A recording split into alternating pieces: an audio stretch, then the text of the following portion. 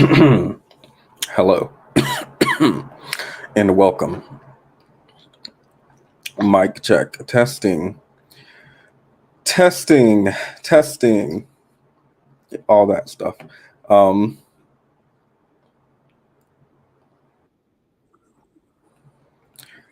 I just went and looked at the stream. Why does it sound so? It sounds so close to my mouth. Sounds very somber. It sounds very, what is it? ASMR. Welcome. I hope everyone's having a good night.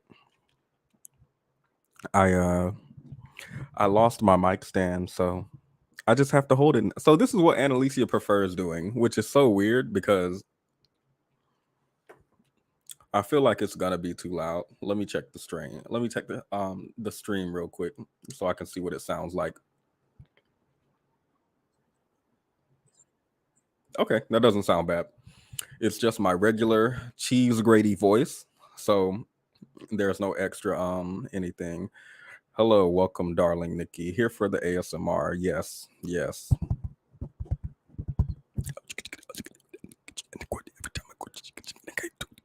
Mm-hmm. Welcome, Bullet Magnet, Miscellaneous AB. While we're waiting for people to get in, I want to go ahead and address the elephant in the room. I did get flued out. Again. My sugar mama treats me well. Let's start there. Let's start with appreciation. Appreciation for women. Yes, this is from her. Because Taco Bell got a Cinnabon iced coffee, and it's 7 p.m. Central Standard Time. But right now is the time for iced coffee because my eyes are drooping a little low. Hello, Stella Star 36. Welcome. Yes, I am in a hotel. Yes, there is a very bright light right here because this hotel allows this much light in. The curtains in this hotel just allow this much light in. And I know what you're thinking. Just close this opaque curtain right here. Well, this curtain doesn't move. And I know because I already tried. And when it didn't work, I tried harder. And I ripped it off of the thing by accident. And I had to call the front desk to put it back up, and they had to call maintenance to put it back up, and they couldn't. So they had to transfer me to a different room. I didn't think it was that serious. I was ready to just be without a curtain for the night. They thought it was serious. They thought it was very serious. So I packed all my stuff, moved right next door to this room. And now I don't know if all of the curtains are the same in each room, but I'm gonna assume they are. So I didn't try to rip this one. I'm not gonna do it twice. The front desk don't need to know who I am personally. Welcome, D Nice. Hello, Ask Jana Lee. Cello, Jessica NS. What does NS stand for? Nothing serious. I don't know. So we're gonna start off with my memes. Actually, we're not gonna start off with memes. We're gonna end with memes, but we're not gonna start with memes. We're gonna start with a follow-up from Id Gab.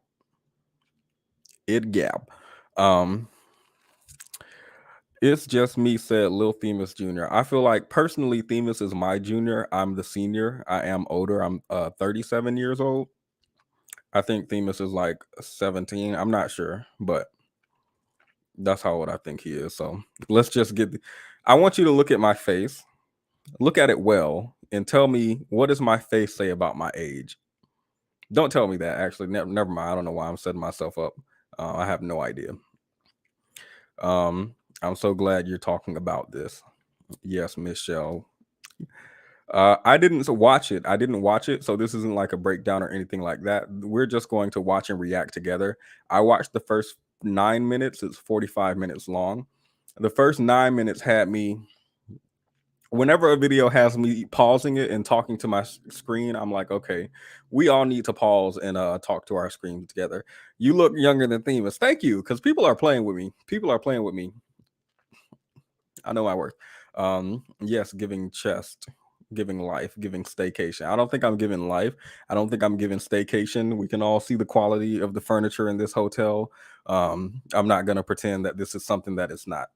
My sugar mama is limited in what she can provide for me, but I'm just happy to be provided for.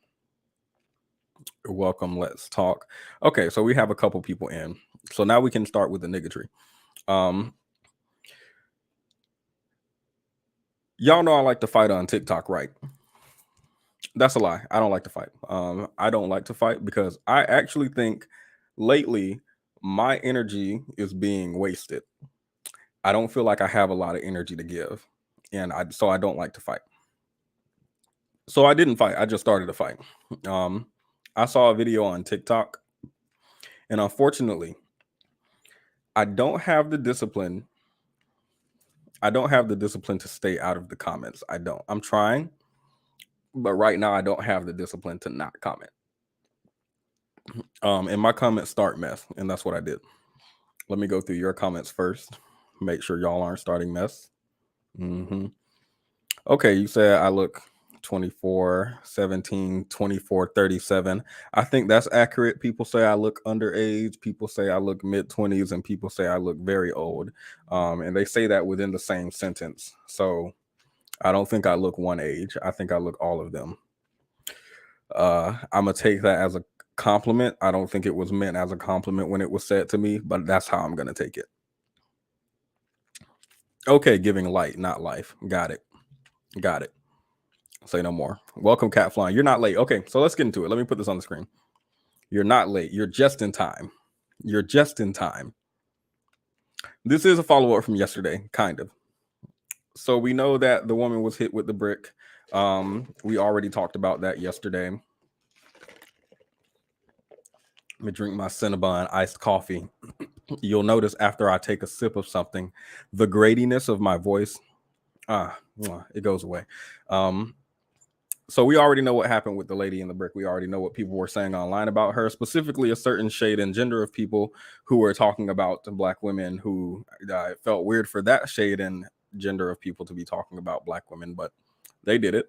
So let me just put this Exhibit A on the screen. Exhibit A, Article B, Section 3. This is a Black woman on my TikTok. You can tell I don't use the app because I don't think I said that sentence how anybody who uses TikTok said it. But this is a Black woman on my TikTok. Her name is Gesture Me, Mediocre Queen. I guess those are both her handles. She says, let me play this. Let me make sure it's no music. Man will leave you in the desert without water. Okay. So that's it. Let me put it on. Can I put it on replay? I feel like it needs to be on replay while I talk because I'm not about to sit here and talk and nothing is playing. Okay. She says the same men cheering on the Montgomery incident where strangers all ran up to protect a Black man are now saying they don't owe anyone protection when a Black woman gets attacked by a singular man for having the audacity to say no. The audacity to say no. Let me see if her caption said more. She said, the nerve to say she deserved this before you even knew her, and then going through her social media to find justification for your abhorrent behavior sounds familiar, doesn't it? Every day, y'all remind me why you ain't ish. Never have been ish, never will be ish. All oppressors use the same tools to subjugate. Start calling the fops on these losers they deserve to be. I think she meant the cops. I don't know if that's slang that I'm missing, but I'm pretty sure she meant cops.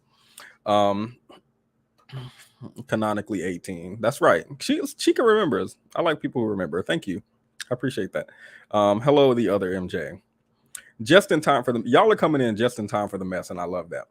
So that's what she said. Basically, just disappointment. What we already know. She's disappointed because people are cheering on this woman being hit with a brick, and they're just cheering it on. They're just like, she deserved it.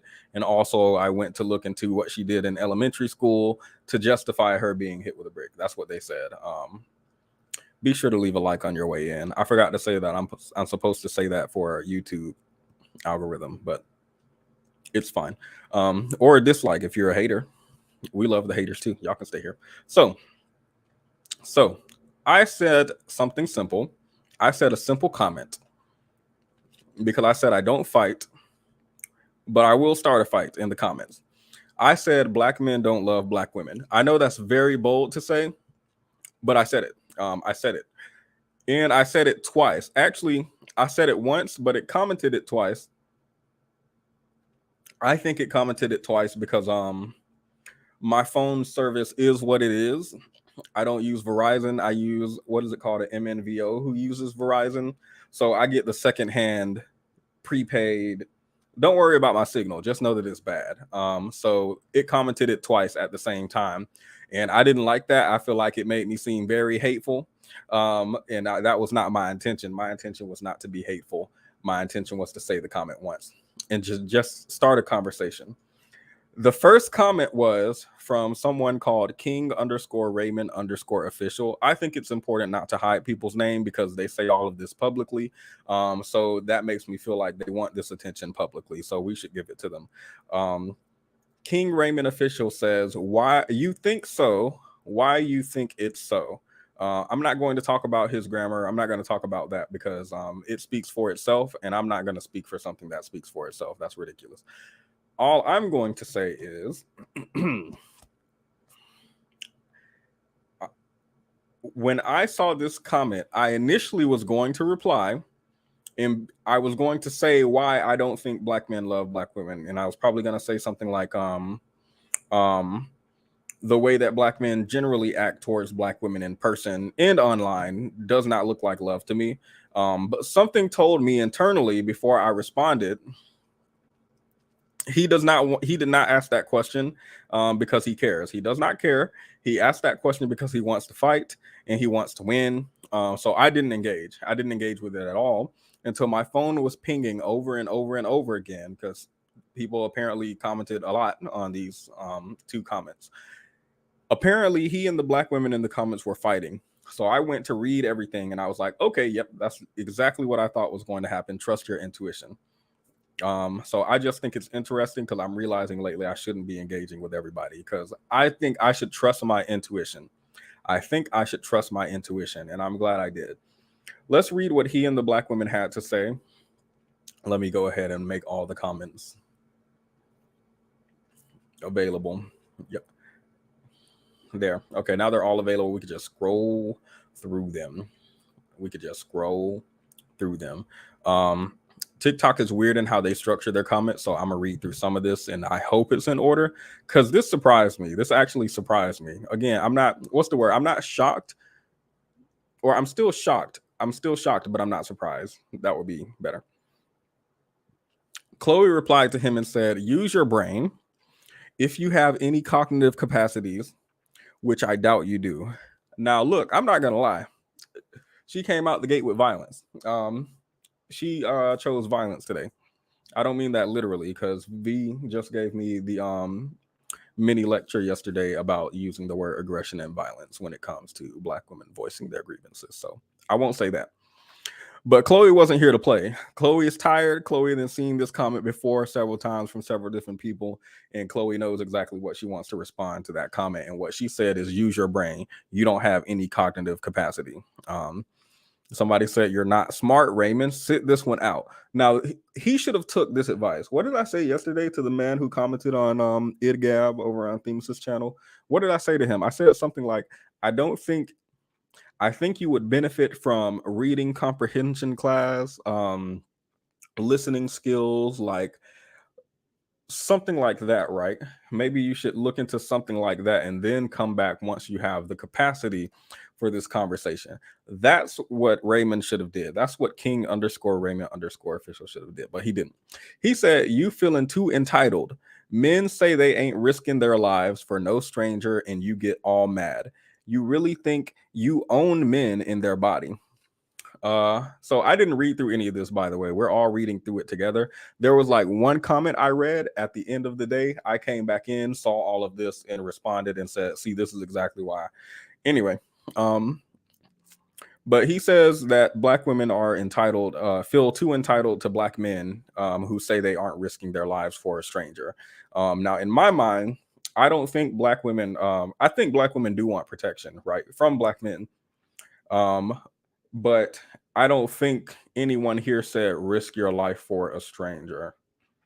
We talked about protection and what it can look like yesterday. We talked about how remedial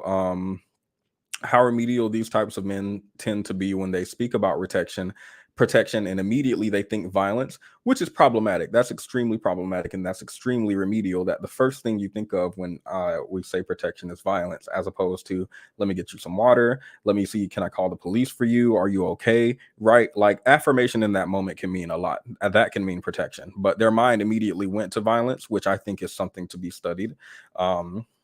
And hopefully we are. Wait, V said this is already studied, so I'm gonna go look into it because they said the research is out there, so I'm gonna go find it. Welcome Alecia, and welcome everybody who's coming in right now. Love is a stretch, Petty. They don't even like us at all, let alone love. Actually, I would say the way that I think of love as very irrational, and I don't think love has to have action behind it. I would say people love you, but they don't like you, because that's what that's what that's what that's what some of my friends say about their parents. I love them, but I don't like them. Or I like my parent. I love my parent, but I hate, or something like that. I don't know how it works, but I think I separate love from like too. Um, welcome, Auntie. Okay, I do think it's weird for him to. It's weird in general for black women to kind of be upset that a woman is attacked and nobody does anything. Specifically, there are a bunch of black men around who didn't do anything, and they come on here to say like cry. That's so weird to me. How are you crying? You didn't get hit by the brick, you threw the brick. I don't understand how you're crying. That feels so weird to me. And that's probably what the men in that video were doing, sitting around and crying. Oh, you want us to put ourselves in harm with, like it, I that's how I feel about it. um she responded and said, how are we too entitled when you freaks parade around saying protect black women? You're just scared of men. um I don't understand what that means. I think she's saying that King Raymond is afraid of men. I agree. So I think that's what that means. King says, the thing is, modern women, especially black women, are not worth risking anything for. I said what I said. Now, this is interesting because I showed my friend this and she said something that I wish I could remember. I wish I could remember this, but she was talking about the fact that when men talk about women who are worth protecting, they go back to a time period where women didn't have rights and they're considered your property. I think that's very interesting. And I think I would tie that into my theory that I was trying to work through yesterday regarding the ideas of a man protecting someone, his wife or children, not actually being selfless, but being selfish, because they only get that protection because they're attached to him, right? It's more like he's protecting his item or his trophy or his property as opposed to protecting someone outside of himself. And I think we can see that by the fact that once it comes to outside of your family, the protection suddenly cuts off. I wouldn't call someone a protector if they don't protect their community. They only protect what's in their household. Me personally, I wouldn't call that person a protector. I would call them selfish. And I did not read, but I did call to the research yesterday that shows, for example, once a man gets divorced or parts ways with his relationship with a woman, he stops caring for her and the child. So it's like, yes, you are only when you are attached to me is when I'm going to protect you. That's very selfish, and that's not protection. That's something else. I don't know what it is, but I'll find a way. I'll find out how to say. A TikToker who goes by In Bed with Danielle did a deep dive into the research on who really protects women, men versus women. I was looking into what was V saying yesterday. She was like, "Oh yeah, me and the girl. If I see another girl in public and something's happened to her, I'm going to step in." And she was calling to how all her friends do stuff like that, because men will be sitting around. Actually, I just read something. This might be the TikToker actually I looked at today. That might be the one I looked at today, because she was talking about, why are y'all talking about we're scared of other men when women see another woman getting accosted, they jump in.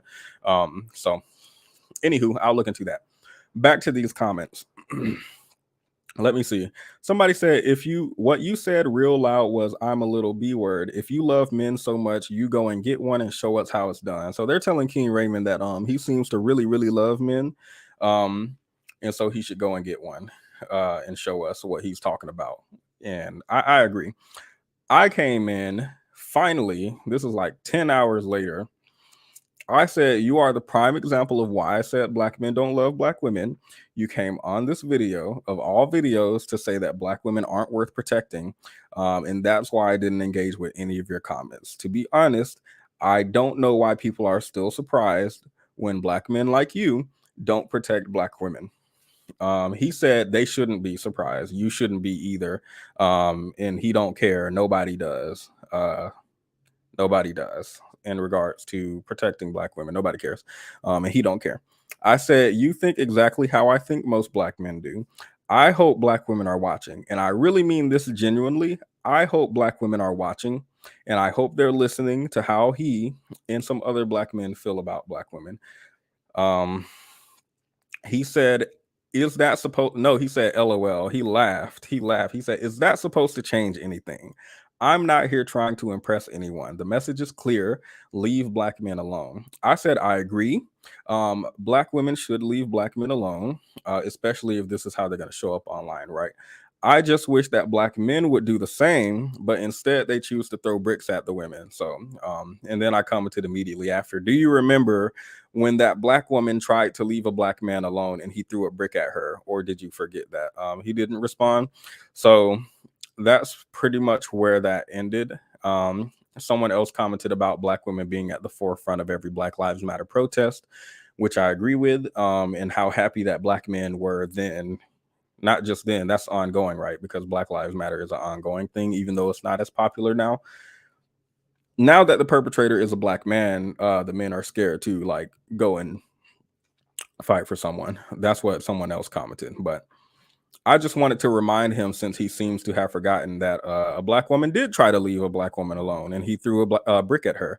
And I don't think that's rare. I know it's one instance, but I don't think that's rare. According to the research, I don't think that's rare. According to 1 every 5.5 hours, I don't think that's rare. Y'all read my name up there? Don't read my TikTok name. Y'all don't want to follow me on TikTok. Y'all don't deserve to read my name. And I know y'all not following me because my follower count. My follower count went up. But I don't know how he forgot. Like, the reason that we're even commenting on this video is because a black woman said no and she got assaulted for it. So if he wants to be left alone, and if black men are online saying, leave us alone, black women, we don't want you, I agree.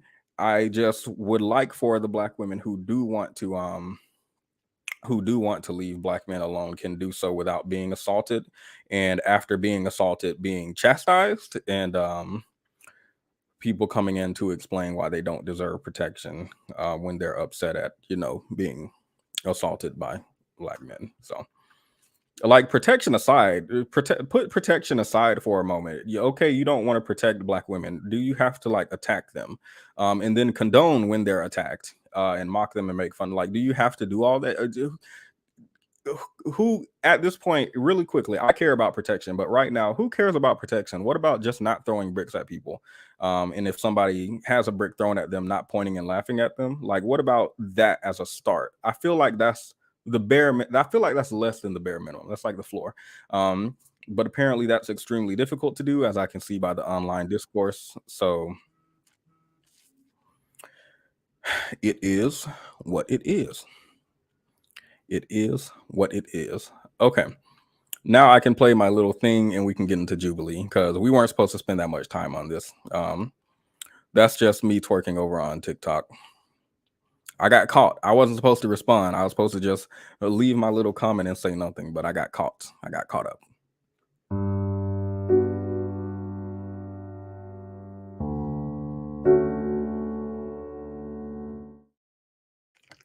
Oops. I was supposed to finish my sip before the camera came back, but I didn't. Welcome, Cantor on.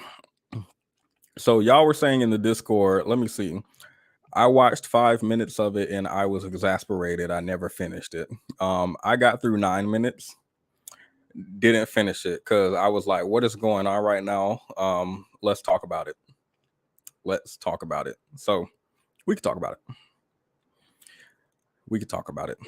Let me put Exhibit B, Section C on the screen. Jubilee did a video called Uncle Ruckus versus White Savior. I mean, Uncle Tom versus White Jesus. Black, excuse me, hold up. I can't read that title. It's so small. Black conservatives versus white liberals. Now, y'all, before we play this, understand that Jubilee is messy. Jubilee is messy. Jubilee is not facilitating no I just want to find some middle ground. I just want to go to two extremes of the spectrum and try to meet in the middle. I just want us to talk and to come together. That is not what Jubilee is on. Jubilee is like, let me find the dustiest people I can find, put them in a room together, and ask questions. Let me ask questions like, do black people deserve rights? Yes or no? Let me see if Jubilee, real quick before we start this, let me see if Jubilee, if they have this, I'm not gonna take this video seriously at all. I need to see if Jubilee has ever had like KKK versus black people or something. Let me see if they've ever had an episode like that. Because if Jubilee has a KKK versus black liberals, I'm about to lose my mind. I'm actually gonna lose my mind. Oh, they do. Hold up, they do have it. Let me put it on screen here. Look, black conservatives versus white liberals, same thing. Affirmative action, which, again, like you were saying, I'm at the 8-minute and 32-second mark. We're gonna start it right over. The first guy killed all interest. Yes, thank you. And I'm gonna get tired of holding my mic up. I don't know how Alecia does this. Petty isn't fooling anyone. He's trying to thirst trap, showing chest tats and sipping drinks on camera. With this is Cinnabon iced tea from Taco Bell. This is the only shirt I had because the only other thing I have is my work shirt, and I don't want to be identifiable. That's a lie. I just don't want y'all to know I work at McDonald's as a janitor. So that's what that is. But here we have Exhibit B, black conservatives versus white liberals. Jubilee is let me see if I can do this. I'm not sure how anal Jubilee is about their copyright. Because the cut took my video down. The cut said, I don't care about your reaction. We don't want the promo. So let me make sure Jubilee is okay here. Okay, there we go. So let me just put Exhibit A on screen. Let me put Exhibit A on screen and let's go through it together. This is the 112th episode of Middle Ground. I don't care about their intro. Let me skip it. And we want you to make money. I was chosen to read the following prompt. White Americans have way more advantages than Black Americans. Pause. How do y'all feel? Wait, you know what I'm gonna do? I'm gonna ask these questions in the comments as a poll as they come up. And I'm gonna let y'all vote. Do white Americans have way more advantages? That's what I'll do. I'm not gonna answer. I want y'all to. Than Black Americans. These are some interesting questions to start with. Okay, I just put a poll in the chat. Make sure to vote. I see 43 people watching. I hope there are 43 likes on the video, and I hope there are 43 votes. But if it's not, it's fine. 100% yes. Okay. I didn't even need a poll. And if you vote no, I have questions. I'm not gonna hurt you. I just have questions. That's all. Okay. 15 votes, 18 votes, 100% yes. 100% yes. Who just voted and unvoted? See, this is why I don't like y'all. Can y'all take one thing serious? Just one, I promise. I know it's me who's asking you to be serious, so it doesn't seem serious, but just this one time. No fighting. Welcome, Level Up, Single Mom. This is the most unanimous poll you've ever put up. Okay. We got 27 votes. I'm gonna leave it up for a little while as we go through it. But yes, they do. I think I'm a rarity here. It would seem so. Do white Americans have more advantages because they're white, or do just white Americans have advantages because? Pause. Who asked? Who asked you why they have advantages? Didn't nobody ask that. I thought it was a yes or no question. I don't understand. Anyway, let me let them speak. Sorry, we can't keep pausing. Of historic factors.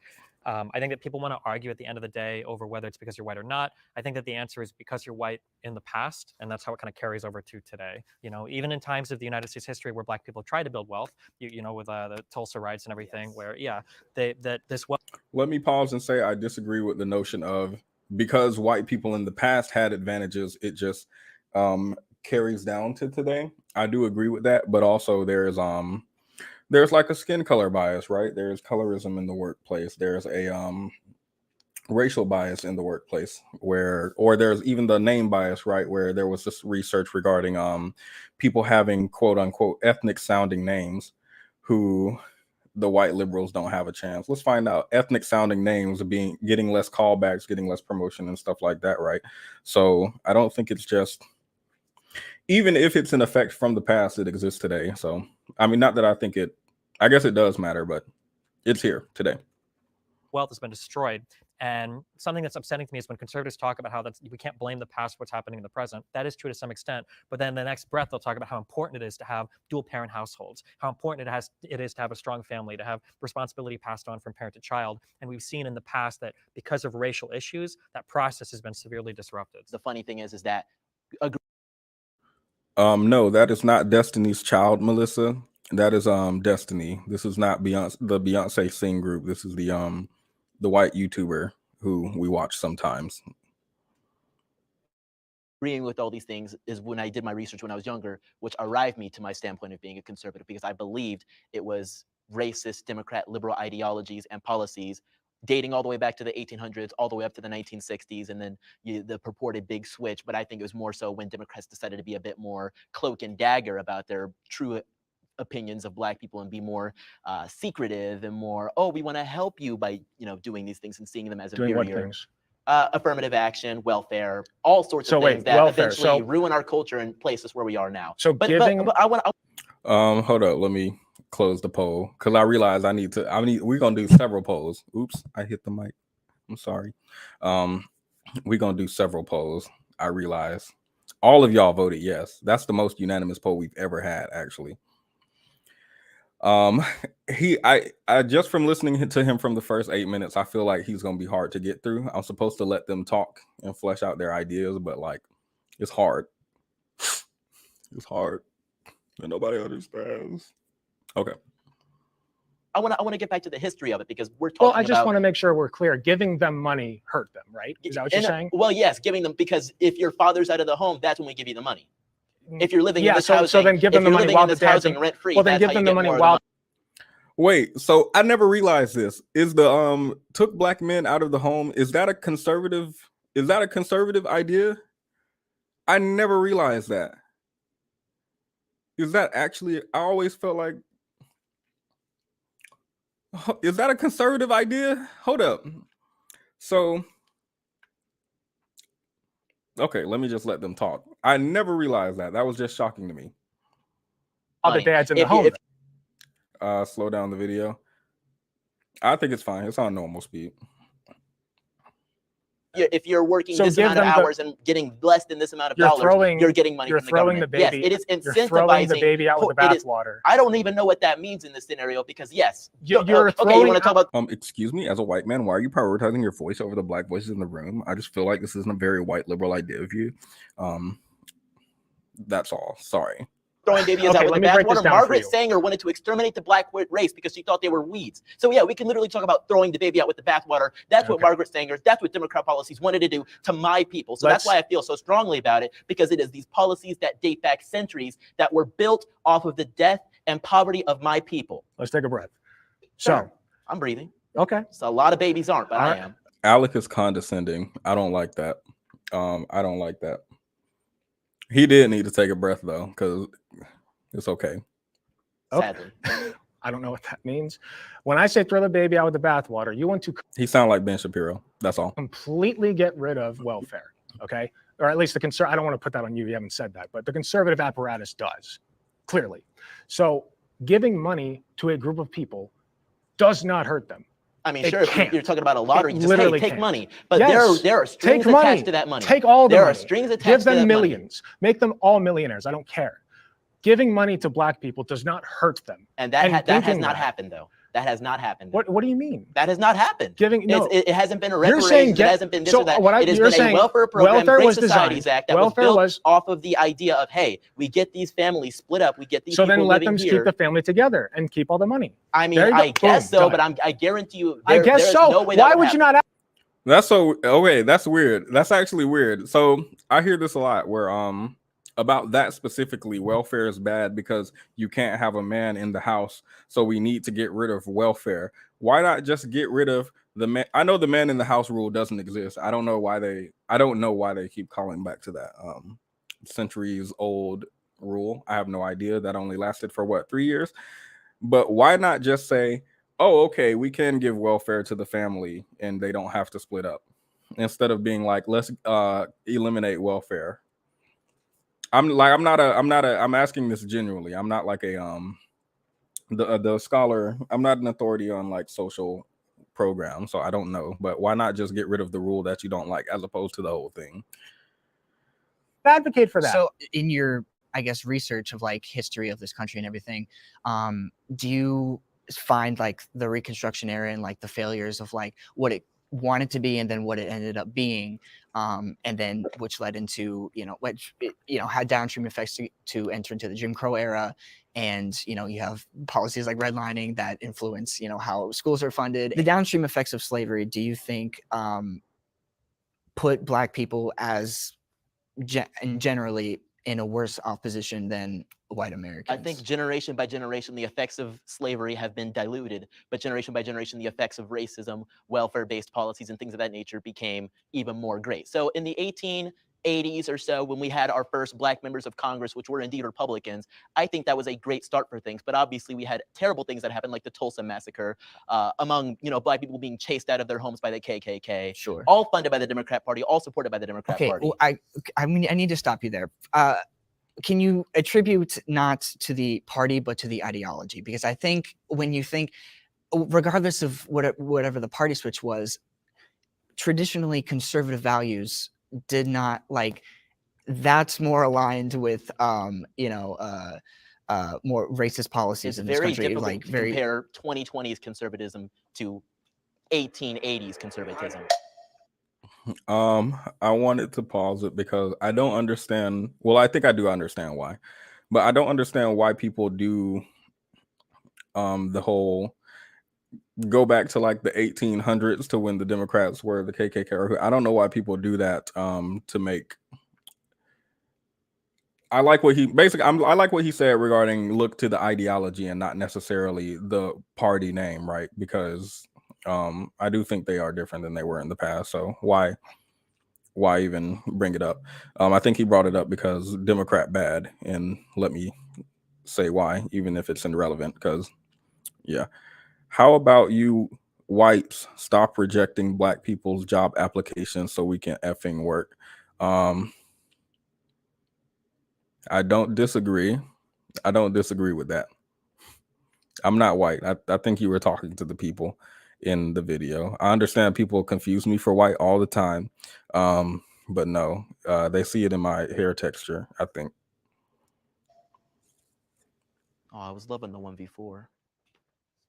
So personally, I feel like there's really only one thing that white people have a true advantage over black people with, and it's that white people are less likely to be forced into a box. It happens with black people onto other black people, but it especially happens with white liberals onto black conservatives, where we are told that we are supposed to think a certain way, be a certain way, and if we're not, then we're called all these names like etc. And the worst of all is bootlicker, because I hate when a white liberal tells me as a black man that I'm a bootlicker, because then I ask, whose boot am I licking? Because you're telling me as a white person that me as a black person that I'm licking your boot because I don't think in this box that you want me to frame my mentality in. That to me is real racism. And that's what we need to stop allowing to happen to us, because black people are so quick now to not branch out and to have new ways of thinking, or to go into careers like agriculture and these other career paths that Pause. Anti-black conservatives love to play the martyr. I don't know why this man got up here and talk about, just because I think differently, y'all call me bootlicker and coon and this and that. And I don't disagree. That definitely does happen when you don't line 100% with like a liberal ideology, right? As a black person. But I'm not going to pretend like if you're a black liberal or left-leaning person, I really don't know the parties that well. I have no idea. I just know left and right, and I know conservative feels like right and liberal feels like left. So if you are a black liberal, conservatives have some stuff to say about you too. I don't know why people do this. I've heard this so many different ways, like, I hang out with white people because black people, they were laughing at me for reading or something. I don't know. It feels like a whiny story about why these people rejected me, and white people actually accept me and who I am. But it feels like the acceptance comes with a criteria. From either way, right? It comes with a criteria, and you're ignoring the fact that there's a criteria for you to be accepted as a conservative, right? You align with that criteria, which is why you feel like you belong. Is this a Key and Peele? Let me find out y'all watch Key and Peele. You align with that ideology, which is why you feel like you belong there and why you feel like you're able to be there without being judged. You're able to be there without being judged because you share their ideas. If you are not a black conservative, if you like, I don't know, the LGBT or women or black people, and you want just like social programs for them, for example, black conservatives have some stuff to say about you. So, or white conservatives, excuse me. So I don't know why even just black people don't typically get into. It's not because of racism stopping them from getting in there. It's because we're told for so long that you have to follow this path and you have to think a certain way. I think America is a great place for a black person. I think I'm an American. Anything that's available to you is available to me and mine. I've personally never experienced white people having way more privileges than me. Like, I'm sure you could. This is Alecia, black conservative. I just wanted to point that out. Yeah. Find certain institutions where black people are treated differently. But in general, I don't think that I've missed out on anything because of being black. And if anything, it's given me more of a voice because people will want to hear what I say now because I'm black. So if anything, I have more of a platform now just on the basis of being a black conservative and saying. I have more of a platform now based on being a black conservative. People want to hear what I have to say. This sounds like I'm being used. This sounds like I am the what is it called, token black. I don't understand this, because as much as conservatives like hate the idea of the token black person, and they want to get rid of affirmative action because you're just making the token black person and you're just accepting them because they're black. But you're black, and then they use you because you're black, and they want someone who's black to say what they're saying so that it has more credence in the black community, and that's okay, which I don't understand. Where is she black? I'm looking for it. Maybe she's what is it called, albino, or maybe she's light skinned. So I I don't know. It's somewhere. It's in there at least 50%. We know this much, maybe 20. I don't know. Saying what's not popular than I would if I was just a white person who was also conservative. I agree with the Supreme Court's decision to end affirmative action. Y'all know I'm about to pause and put that in the court. Do you agree with the Supreme Court's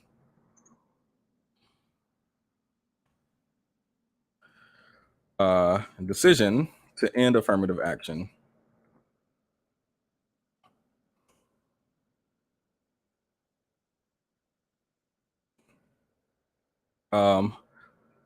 Yep, let's make it a poll. No, I just typed it out and they erased it. It might not be a poll, y'all, because I'm not about to type that again. I have to type it with one hand till I have to hold my mic with the other because I don't have the stand. Hopefully, y'all were here earlier and you understand why my microphone has no stand today. There, I started the poll. Y'all can vote on that while we listen to their answers.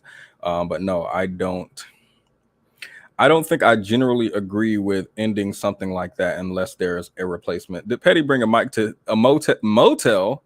Excuse me, sir. This is Best Western. It's just Best Western in a very small and country town. And this is the quality hotel where I am. I think Best Western is quality, or at least mid-range. 83% of y'all said no. 17% said yes. Welcome, Kenny. Welcome, Cultural Misfit. I didn't see you either. I would be sick if that was a wig. It would be so funny if she was walking up there and the wig fell off. I would be like, aha. Torn. I generally don't agree with ending something like that unless there's something to replace it. But I haven't fleshed out all of my ideas around affirmative action. So let's let them cook. I think I'm not going to start. Someone else can start. Sorry. I think affirmative action has served its purpose. I think that it was necessary for a particular time. And I think that every Black person knows how to get into college. I mean, you can pull out the names, the Oprah, President Obama. You can pull out the head of Time Warner was Black man, the Forbes was Black man. We know what to do now. We don't need affirmative action anymore. And I want to pause and say, hold up. First, this is about to be an FD signifier moment. I'm going to continue to use that disclaimer whenever I'm about to say something that I feel like is something FD signifier would say. So this is going to be an FD signifier. Yeah, Kenny is chaos. Thank you. I feel like you have to be in a place of privilege to say we all know how to get into college and we all know what to do. I feel like we are looking at our own experience and how we may have gone through high school or went to college and what we may have had access to in our high schools. And we don't realize that everybody doesn't have that. The school that I grew up in was very, in the town I grew up in was very, very backwards, very, very racist, very sexist, very stuck in time-ish. Leave him alone. We are not going to leave FD signifier alone, ever. Yeah, the idea that everybody knows how to go to college is so weird because the people in my school are like farming and we was farming and mudding and doing not stuff that you would expect kids who are going to college to do. And learning how to go to college was actually like a really, really steep learning curve for me and a lot of my friends. And I still think that we had it quite well compared to some other schools that I've been to after being an adult. Just like not visiting, but like looking through my like my cousin, he's like, oh, he's not 6 anymore. Damn, it's been like 6 years. So he's like 13 now. Looking at what they have available in their elementary school and their middle school, and pretty soon in his high school is like not mudding in school. No, after class, or maybe during school because people don't come to school. No, I'm not from Texas. I'm from Jupiter, the city, not the planet. to me, But yeah. Not everybody has access to that. Oh, we were farming at school. Yeah, we did. We had like farming programs. We had a lot of, I think, less. I don't know if this would be at like a regular school. At like bigger schools, maybe in a city. But we were very country. So yeah, we had farming classes. We had like dairy agriculture classes and stuff like that because that's what people would generally do in my town. It's very much you have kids here and get stuck, and then your kids have kids here and get stuck, and we're all poor. That is, it's tough. Yeah, farming program with scholarship. See, how do y'all have farming equipment, but you can get scholarship from it? Like we at my school getting forklift certified. Y'all at school doing trigonometry and geometry, and we getting forklift certified. So I just think you're coming from a place of privilege if you say we all know how to get into college. It's so easy. It's 2020. Stop. No, we don't. But I'll tell you what, I can drive a tractor.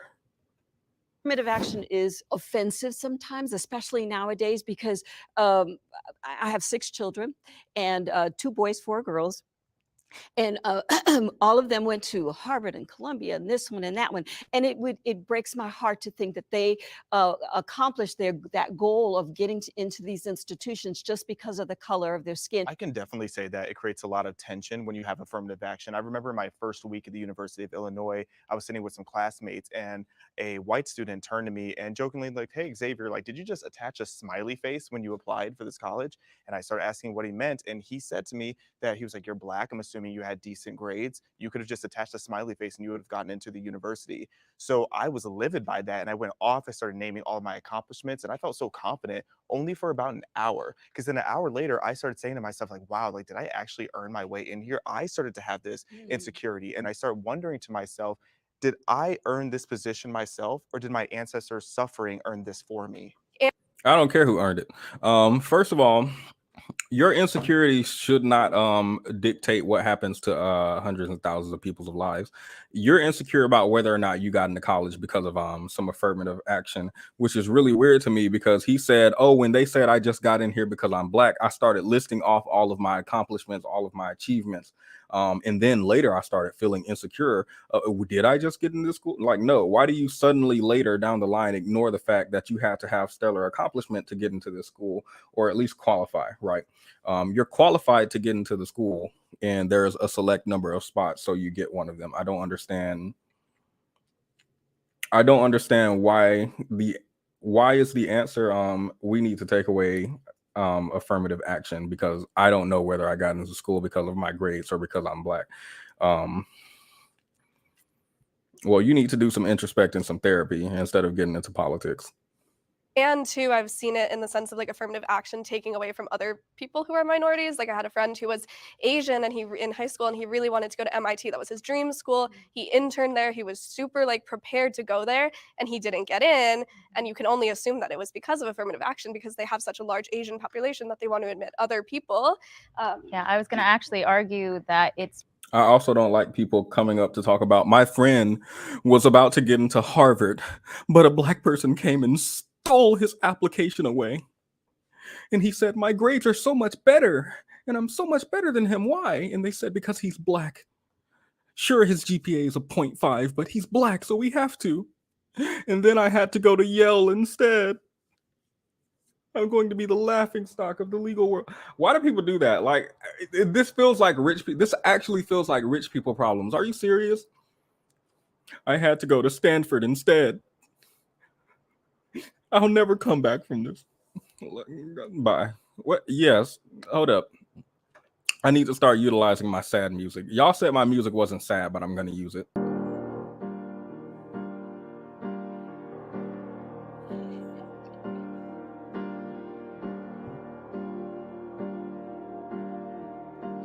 I can't believe they took my spot.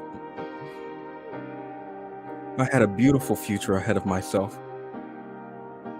I was going to be somebody.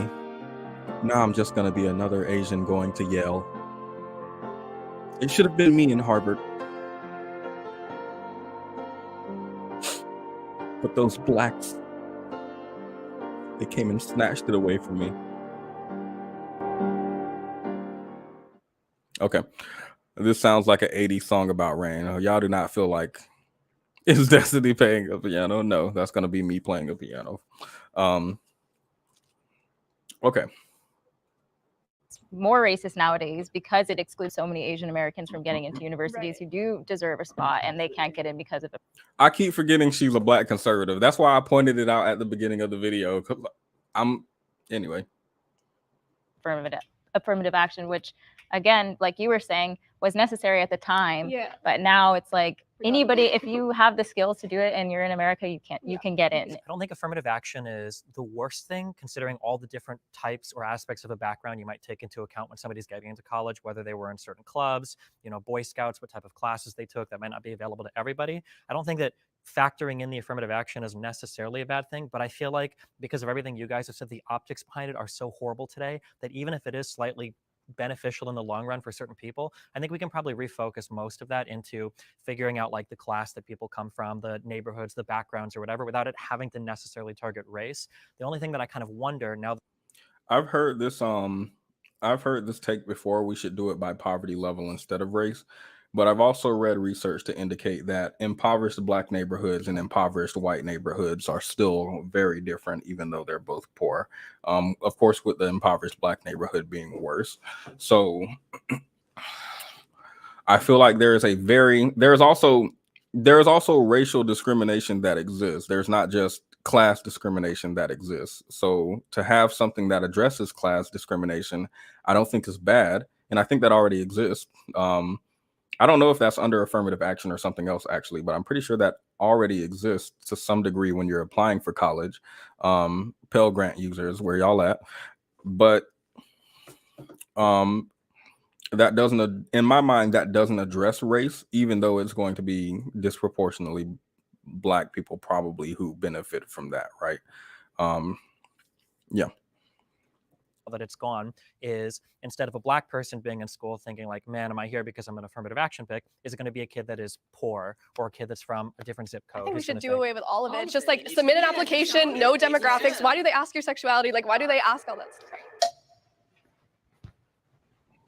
White dudes with felonies get more opportunity than Black men without felonies. I don't know the research behind that. I would have to look into it. But if that is true, I think that would lend more credence to what I'm saying, right? There are things specifically related to being Black, even if you aren't poor, right? Maybe you're not poor, but you might need help, right? Maybe you don't have a felony, right? Since I'm pretty sure people who go to prison can get some type of, aren't there back to school programs in prisons for, or no? Anyway. Not the point. The point is, yeah, I think there are things specific to race that may be holding people back, not just class. So, if affirmative action accomplished its purpose, why do we still see the disparities that we do in the professional workplace? If you average white wealth and compare it to Black wealth totals, white people as a whole have about 50 times greater wealth than Black people as a whole. They fact-checked him. They fact-checked him while he was talking. That would be embarrassing if he's wrong. Let me see. In the United States, the average Black and Hispanic and Latin households earn about half as much as the average white household and own only about 15 to 20% as much net wealth. Okay. Per capita. So I just don't understand why you think affirmative action has accomplished its purpose. I don't see Curious. Why do you assume that just because there is a disparity means it's because of a racial issue? What else would it be from? Maybe they just need to work hard. No, stop. Let me stop. I mean, upbringing, economic abilities, desire to skills. go, desire to. I mean, So zip it code was their does fault. Chica says she's not even qualified to apply for a Black card. If at any point during this video, she says something like, as a Black woman, I was able to get in. No one ever made fun of me for my skin color. I never had any discrimination. If she at any point during this video says that, we're going to end the video and we're going to watch Khadija, I think, just reviewed this morning. We're going to watch that instead. It's much shorter and we'll probably like it a lot more. They got me rooted for white men. Kenny come in the chat to twerk every day, but we love it. play a lot. If you grow up in a neighborhood that experiences a lot of trauma, you're not as likely to do as well in school, which means you're. Why did they grow up in a neighborhood that experiences a lot of trauma? I mean, lots of people do. Yes, but why specifically do more Black people? Government assistance programs. Government assistance programs. What? Why do Black people grow up in poor neighborhoods? Welfare. No. Do y'all know how cause and effect works? Y'all know that one comes after. Never mind. Let me see. Maybe he was saying, I didn't make it this far into the video, by the way. We're blind watching together. So, look, you got me cheering for Alec. Now, do you know how dumb I feel cheering for Alec? Anyway. It's like what? Try redlining. I mean, you can go into that if you'd like to, but let's take a is look relevant. at the Great Societies Act, which was created to kick Black fathers out of the home and get Black mothers on welfare assistance. these things aren't beneficial for economics. These things aren't beneficial for actually paving a way for success for Black children and Black families. I mean, reducing a 2-family household to a 1-family household isn't going to make them the richest man in the world. It isn't even going to get them out of high school. Nonetheless, the ability to even get to college. You mean Yeah, two-parent? the child, yes, but a 2-parent household in comparison to a 1-parent household, that child is not going to be nearly as successful. That child is more disposed to being sent into prison by doing crimes or not doing very well. Alecia said this doesn't make any sense. I'm letting it play until it makes sense. Well, in school, so how are they even supposed to get that, that wealth disparity shrunk if they aren't even able to get out of the community that is causing these problems for them? Something I think that this conversation illustrates is that like affirmative action is literally the very end of the line of a lot of different parts of a person's life. And by that point, trying to rectify all of the inequities that have existed, to try to remedy any of that at the very end with affirmative action, it might just be too broad a brush. And maybe we'd be better served focusing on the earlier issues than trying to throw a kid who maybe, can barely read at a 6th grade level into a college to hope that that's the thing that fixes the problem at the end of the line. I think affirmative action. Why is Destiny sitting with us? They zoomed out. Why is Destiny sitting with an arch in his back? I'm sorry. Let me play that one more again. Wasn't really into a college to hope that that's the thing that fixes the problem at the end of the line. I think affirmative action wasn't period per really supposed to like send kids to Harvard that weren't prepared to go to Harvard. I think that's quite a myth. In fact, I think those that have the qualities to get to Harvard were before affirmative action were could just completely overlooked. Clarence Thomas is like the perfect example. Regardless of what you think about him, he was able to get to Harvard because of affirmative action, because it focused on finding people that were again like just overlooked for those. But things in That's actually a take I share. I haven't fully fleshed out my ideas again on affirmative action, and I'm not fully educated on it. But based on what I looked into, it doesn't seem like, we make a medical program with an incentive to get Black people into the medical field, for example. And then once Black people enter the medical field, they start getting malpractice lawsuits and they start botching surgeries and stuff because they're just untrained and we just wanted the first Black person. No, that's not what I've seen based on my own independent research. What I've seen is that Black people are already qualified for the positions and they're generally overlooked. And that tends to sometimes be because they're Black. That is a very real thing. I mentioned the name discrimination study earlier, for example, where people will not hire you if you have a Black sounding name. But if you have the exact same resume with a white sounding name, you are good to go. That's my personal belief, is that the people are already qualified and aren't given opportunities. And affirmative action is a way to sort of literally force the workforce to give you an opportunity. If you're already qualified, or to put in effort into qualifying you. Ended up changing. It morphed into something else. So what started out as a good program of giving all Black people or people with a lesser chance or lesser opportunity, it started out as that, and then it morphed and I'm not sure who morphed it, but it morphed into, okay, so now we have to have one Black, one Hispanic, one this, one that. That's not how that works. But hey, talk to the corporations, talk to the people who hire, talk to the board members who say we need to have a woman on a board, we need to have a Black.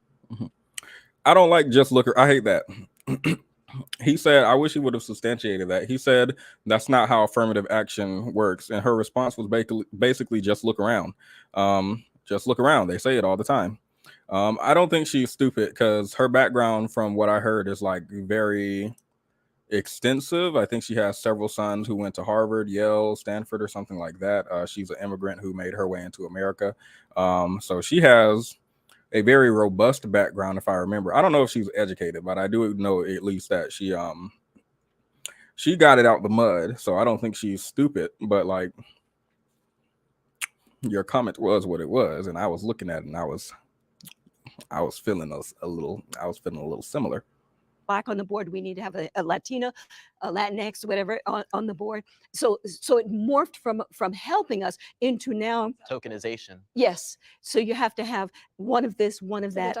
Well, when you start with a country where people only hire you if you're white, that's necessary. And I know that you said that it started good and then ended whatever. And I don't think that affirmative action was perfect by any measure, but we still see really, really bad inequality. So if you're going to get rid of affirmative action, what's the replacement? Meritocracy. Is people need to There's see no the moral meritocracy in Yes, this it country. You look at Elon Musk, he's destroying Twitter. I'm about to Google meritocracy because y'all not gonna have me in a conversation feeling stupid. Meritocracy, the notion of a political system in which economic goods or political power are vested in individual people based on ability and talent rather than wealth or social class. I don't think that's what we're in. And even if we were to move to something like this, I don't know how, I still think it would benefit white people. I still think it would benefit wealthy people. I still think it would benefit people who are privileged, right? So there's no meritocracy. That's ridiculous. Well, first thing I want to bounce back to is it's not a myth that there are like minorities that are being put into colleges that they're not. Merit-based. Okay, here's my issue. I feel like for you to do something merit-based would be impossible because I feel like it's impossible to ignore that someone's background can affect how well they do in school, for example, how much access they have to something, etc., etc. I'm not saying this to you, LB. I know you were just trying to clarify what she was saying, but the idea of if we just somehow magically dropped everything today and just said, okay, we're going to do things merit-based, I feel like this would absolutely disadvantage Black people. I don't know how to articulate why, unfortunately, but I feel like the fact that white people generally have access to better education, for example, tend to live in better neighborhoods that have more money to give their schools, and have more money in the, like, have y'all ever been in a hood, for example, compared to a neighborhood outside the hood? And I know hood isn't synonymous with Black people, but that's where how things tend to separate. I've gone into separate neighborhoods from the one I lived in growing up, and there's like really good grocery stores. There's something called Publix, which is like bougie. We have Ingles, it's very ghetto. We have the Walmart, they have Target. We like it's an entirely different. It feels like I'm walking into the future, and I'm like, wait, how come we live in how come we live on this side of the wall, and y'all get all the good stuff and y'all get the good teachers and like access to things that would absolutely help you develop your talents. And it's like, okay, we're going to run a race and we are basing the system on whether or not you can win this race. But I feel like we're ignoring that some people start with ankle weights and other people are just free to run or have a head start already because of things in the past or whatever have you. So Not ready for. If you look at a lot of these top universities, including Harvard. Yes, Chica, Publix is fancy. And you can tell what side I grew up on because Publix is fancy to me. So I was not joking at all when I said I was on the other side of the wall. Yale, etc., you're going to see a lot of minorities on academic probation because they are being placed in universities that they are not ready for. They're not cut out for that just yet. And it even just makes sense if you look at how much they have to achieve in order to get there. Asian students on average have to score 450 points higher than a Black student in order to get in the same university. So if you think of the universities that have courses, etc., that grade on a curve, you can only have so many people with an A, so many people with a B, etc. So that means that the bottom percentile is going to fail. Who is most likely, just based on logic, going to be the ones failing? It's going to be the people who didn't have the credentials to get there in the first place. And then I have to bounce back to I want to get you on that point because I would posit that the people who are least likely to have good outcomes in an academic setting are those who have to work 2 jobs, are those who have to drive there from home because they can't afford a dorm, are those who have to go into crippling financial debt. These are and have other stresses in the I don't like Alec. Of course, I'll say that over and over again so we don't forget. But I was wondering that how come, okay, affirmative action students do bad in class. Are these students like working 2 jobs? Are they having additional stressors outside? Because I do think you're right. If you affirmative action your way into school, affirmative action might not do anything for your finances. I don't know if it does. I really don't. Like, I'm not that intimate with my knowledge of affirmative action. I was thinking that in this context, they're using it in it mainly has to do with getting in school, especially since they're talking about the Supreme Court's decision. So the idea that, oh, I'm in school now, I have bills, I'm grown up, I can only get so much amount of loans, I can only get so much amount of grants and scholarships, I have to work a certain amount of jobs, I'm very stressed out, and blah, blah, blah, blah, blah. A lot of things that people who might not need affirmative action don't have to deal with in the first place. I feel like it's weird to hyperfixate on affirmative action instead of like, I feel like we could do some more analysis on why they're flunking out, if that even is true. In their life, they can't afford a doctor, they can't afford a dentist, they can't afford anything. I had to do So that too, though. those are the That's people. not just Black people. It's not just. But it's We're looking at straight overwhelmingly numbers. There are more white people in poverty than Black people. If you look at the raw numbers, but if you I don't know, actually what are the understand what wrong you're talking numbers? about. No, Production said Black college students are about as likely to get hired as white high school dropouts. Nonprofit called Young Invincibles analyzed data from the Bureau of Labor Statistics in the U.S. Census. I would like to look into that maybe later in this video or on another day. But yeah.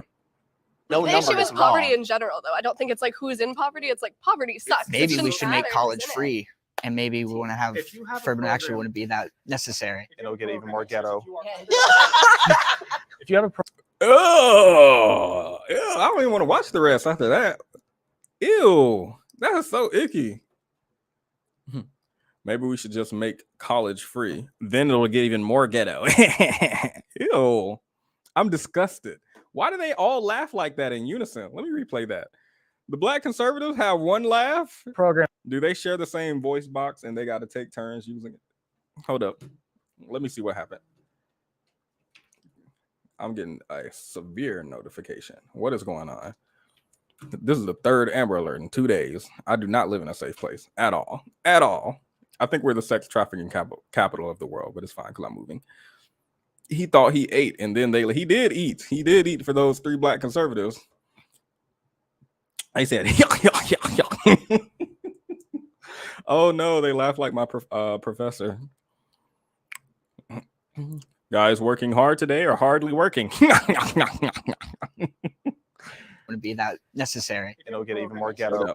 Free, and maybe we want to have. Who's in poverty? It's like poverty sucks. Maybe we should make college free, and maybe we want to have affirmative action wouldn't be that necessary. It'll get even more ghetto. Then he would get even more ghetto. Oh my god.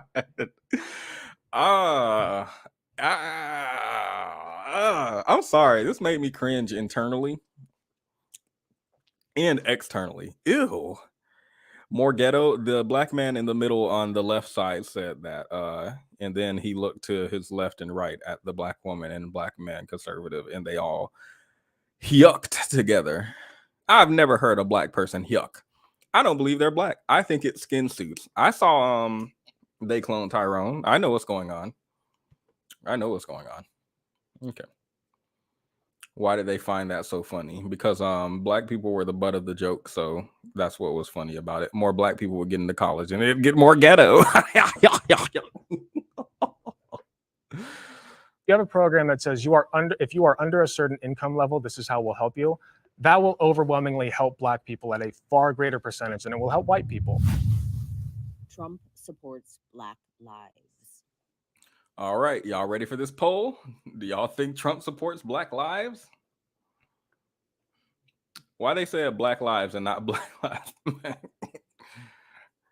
Does Trump support Black lives?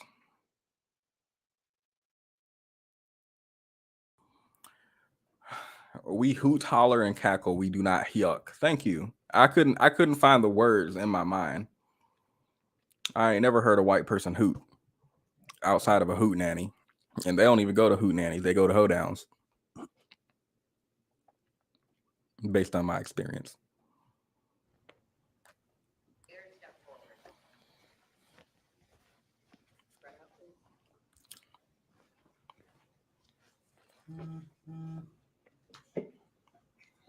I think that President Trump supports all lives. I think that he looks at all Americans. Who said all? Why do they do this? This annoys me to no end. Oh, my friend is watching. That's actually very sweet. She never watches my stream. She said I'm not for her. What she wanted to say is your dusty ass content I don't want to watch, but she just said it's not for me, and I appreciate her for not saying the real thing, but she is here today. Welcome. Citizens as equal. I don't see him doing anything that would make you feel like he does not support Black lives. That's of course going to lead into the conversation of Black Lives Matter, which was a movement and an organization with so much corruption. Donald Trump not supporting that organization doesn't mean that he doesn't support Black lives. It just means that he doesn't support the fraudulent organization that's stealing so much money from so many people to do absolutely nothing with it, nor does he support a destructive movement that is destroying cities, communities, lives, etc. So I don't see why someone would think that President Trump doesn't support Black lives. I don't think anybody supports Black lives if they if when you ask, do you support Black lives, they say I support all lives. Especially in a conversation where Black lives are being disproportionately taken. Oh, let me check the poll. My bad. Let's see what y'all voted. 93% of y'all said Trump does not support Black lives. 7% said yes, he does. There are 30 votes. Y'all come up. I just want to talk to you. I just want to talk to you. That's all. That's all. I just want to talk to you. I just want to know why you said yes.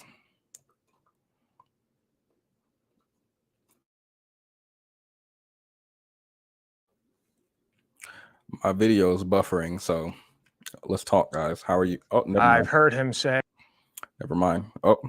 He knows all the best Black people. He has all the best Black friends. I do support Black people all the time. I don't know what that was. Alec, you need to I know you're not watching, but if you are, don't do that again, please. Please don't. So sorry, that was a very bad impression, but okay, we like an accountability. I'll take that back, Alec. I don't think Donald Trump wants bad things to happen to Black people. So in that respect, I think he does support Black lives, but the other side of that is he's not really doing anything. He didn't do anything as president, certainly, to uplift Black people. The economy affects Black people. Yeah, I certainly disagree with that point. One of the biggest things I supported personally. Well, yeah, we'll get into that one later. One of the biggest. The economy is thriving. What are you talking about? I feel like they've been anyway. Never mind. Because I feel like we in a recession a while ago, or is that over? Because things he did is he secured permanent funding for HBCUs, one of the largest increases we ever saw for HBCUs. So he increased the funding for the coloreds only. And let me stop. I'm sorry. Done by his administration, among many other things. The First Step Act, which there's a lot of debate about whether it was really the best thing to do, but that was definitely a kiss of love to the Black. I'm sorry, pause, because this feels weird to me. I shouldn't have said he increased funding for the coloreds only zone and invested in the coloreds only zone. But it does feel weird that when we're talking about affirmative action for college generally and Black people's ability to get into college generally, PWIs or whatever they're called, and you're like, no. But then when President Trump is like, oh, let me put money into the colored only thing. So I don't know. That just feels like a weird dichotomy for me. Race, freeing Alice Johnson for menial drug crimes she committed in the past that had her locked up. She did not get to see her family for years. Yeah, but that's not like, okay, I did say I agree, but I agree in the sense that Donald Trump doesn't literally want bad things to happen to Black people, like I think a lot of conservatives do. So I think that he just says the most yeah, I do think that. Why they zoomed in on this? Let me rewind one little bit. Hold up. I think to happen to Black people, like I think a lot of conservatives do. So I think that he just says the most yeah, I do think that. I think that Jubilee is so petty. I love it. He says the things that will get him elected. So I don't think that he has any personal grudges against most people. He just says the most popular thing. So I think like Ron DeSantis would be somebody that I think actually wants Black people to be hurt. So by that standard, yeah, Donald Trump supports Black lives by leaps and bounds. You think Donald Trump says the most popular? Let me look up what percent of Black people go to HBCU. I hope this is easy to find. Thank you for posing that question.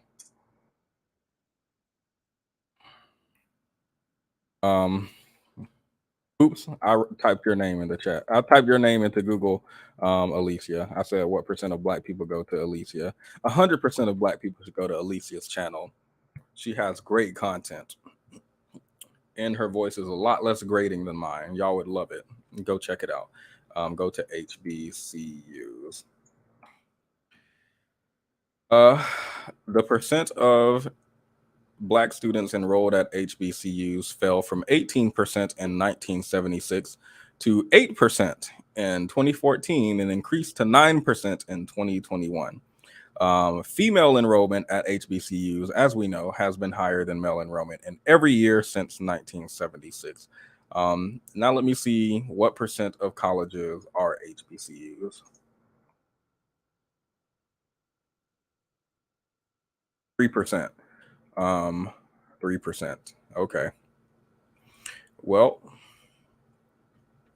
Donald Trump put money into HBCUs to help at least at max 9% of people, black people. So I guess thanks. Cool. Popular thing. Yeah. Really? Yes. Then why do so many people hate him? He got elected as president. Yes, he did. Yeah. He didn't win the popular vote neither time. That's a liberal what your talking side point. likes to say. That's Yeah. a liberal talking I'm point. helping you here. I'm trying to see the logic in this. Obviously, he says things to be elected as a politician very similarly to how Joe Biden did, except Joe Biden actually has a history of racism. If he said things that people didn't like, he wouldn't have been our president. So you like everything that Donald Trump says? You think everything he says is popular? I love a lot of the things he says. I think he's hilarious. When he said big water, that was one of my favorite quotes. Big water. Alec didn't take accountability. Accountability is apologizing for the thing and not doing it again. And he did it again. I don't like that he apologized and then did the accent again. Water, big water, ocean water. Wait. Hold up. Okay, with his voice, I'm going to stop doing this because I just take it back immediately every time. Was that his voice behind Trump? Hold up. Big water. Water, big water, ocean water. He has the funny. I hope that was not a real clip of Donald Trump. Is that? Hold up. I'm sorry, y'all. I promise we're not going to be distracted for long. Big water. Donald Trump. I'm going to get all the water. Big water. Ocean water.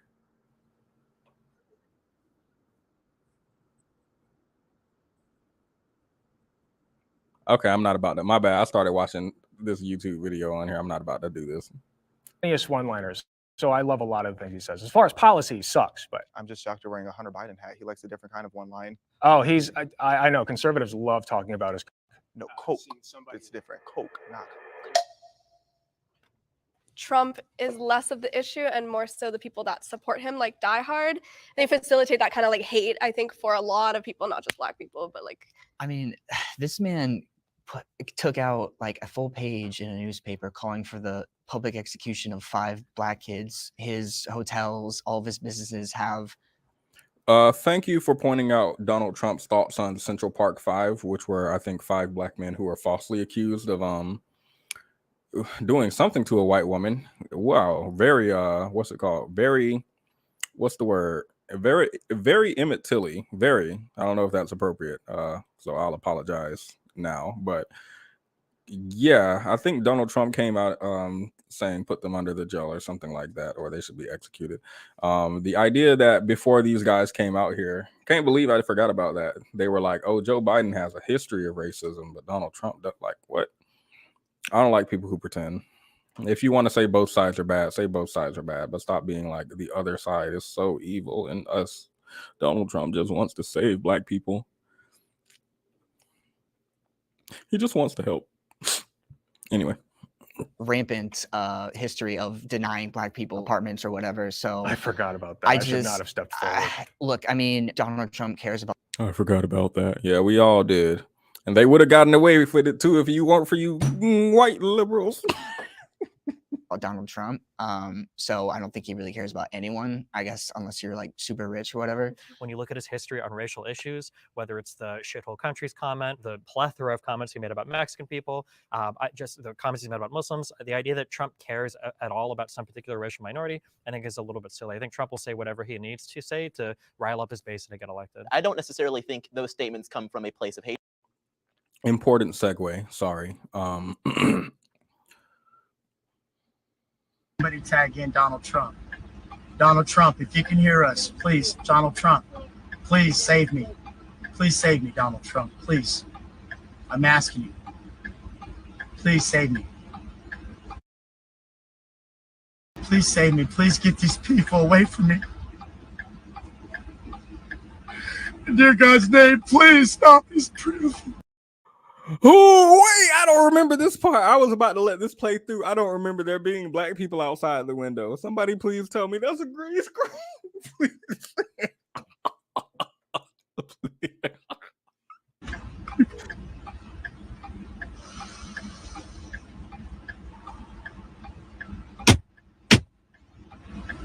They're breaking. Oh my goodness. I've never seen this part of the video. I've never seen it. Y'all, the only part I've ever seen is the first part where he's like, please save me, Donald Trump. Please, please save me. Please save me from these people. That's the only part I've ever seen. I thought he was just in the car alone on live stream, just having a coming to God moment, and apparently God is Donald Trump. I've never seen this part. I don't even know if this is appropriate for YouTube, but we're about to find out.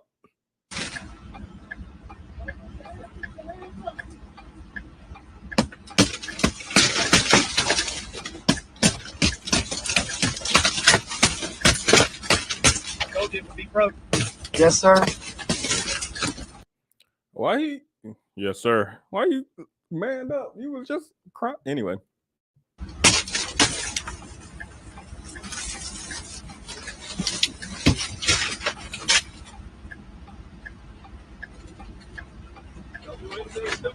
I'm not doing anything, sir. I'm a believer in the Lord. I'm the Lord's child. I promise you. Give me a. Oh. If Donald Trump was a real president, he would have materialized right there and saved his follower. I'm just gonna say it. Joe Biden would have been behind you with some ice cream, ready to comfort you. Where was Donald Trump? He was in your imagination. That's where he was. Hatred. I don't think he was ever saying specifically, oh, if you pray 5 times a day towards the east or towards Mega, based on wherever you are, you're a bad person. I think he was saying if you like to fly planes into towers or behead people or throw people off of buildings, maybe you're not the most virtuous person out there. I supported Trump because he made the economy good. And so the economy then impacted Black people, white people, Latino people, it impacted everybody. But Trump, he didn't think specifically, I don't think, about Black people. He thought about himself, and he thought about how can I make America great for me, and making and I thought, you know what, I'm gonna go with this guy. And the reason I'm gonna go with this guy is because if he can make America great and he can make that it rise for everybody, I'm gonna benefit from that. So that's why I went, and that's why I voted for him. That's why I supported him. How does that specifically benefit Black people? Again, he's a businessman, but he's also a racist businessman, like well documented. So like and Biden's not. Biden's not. Yes, he is. He created the crime bill. So that's regardless of the point. I thought people liked the crime bill because I thought the crime bill actually did an extremely, I'm not saying this is my personal thoughts, but this is what I hear people say about the crime people. People said it actually reduced a really, really large amount of crime and did good for the community, even if it disproportionately targeted Black people. But I'm not sure. I would like to look into that because people talk about the crime bill a lot, but I'm just not. What does Biden have to do with this question? Anytime that they talk about conservative politicians, they have to bring up like the Democrats to say, what about them though, or something. Yeah. Central Park 5, that's what you brought up, right? How do you feel about that? Well, he took actually, after they were so I haven't. He wanted them to be killed, well, executed, just because they were Black. That story. And but, he yeah. he bars people from attending his businesses or like renting apartments from all his like stupid Trump towers. I just like I think Trump at that point was, like many people in this room, particularly liberals, a victim of the media. I think he was scared. I think he was ashamed of the things that he heard in the news. Donald Trump was just a rich white man who was scared. That's the only reason he wanted to execute those 5 innocent black people. He was just scared. Why are you all demonizing him?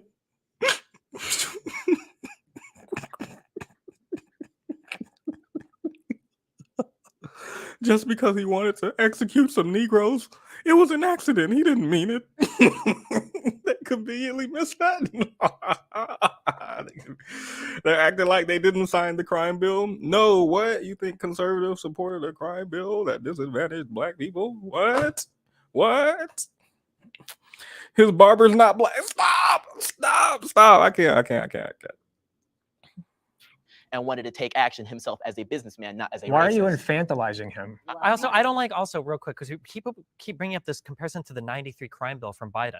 That crime bill, this was at the height of like violent crime and the crack epidemic in the United States. The Congressional Black Caucus supported that crime bill. Everybody in the United States supported that crime bill. The idea that that crime bill was like some racist piece of legislation that Biden was just wheeling out because he hates black people, and that's somehow comparable to the Donald Trump's treatment of the Central Park Five that were already exonerated, that wasn't a victim of the media. The media said they were done. They were exonerated in court. They weren't there. As I understand it, the prosecutor of the 5, he was a black guy, and so in being a black guy, he went and he looked at all the evidence and said these guys are guilty. Black people can also be racist against other black people. Or just make mistakes.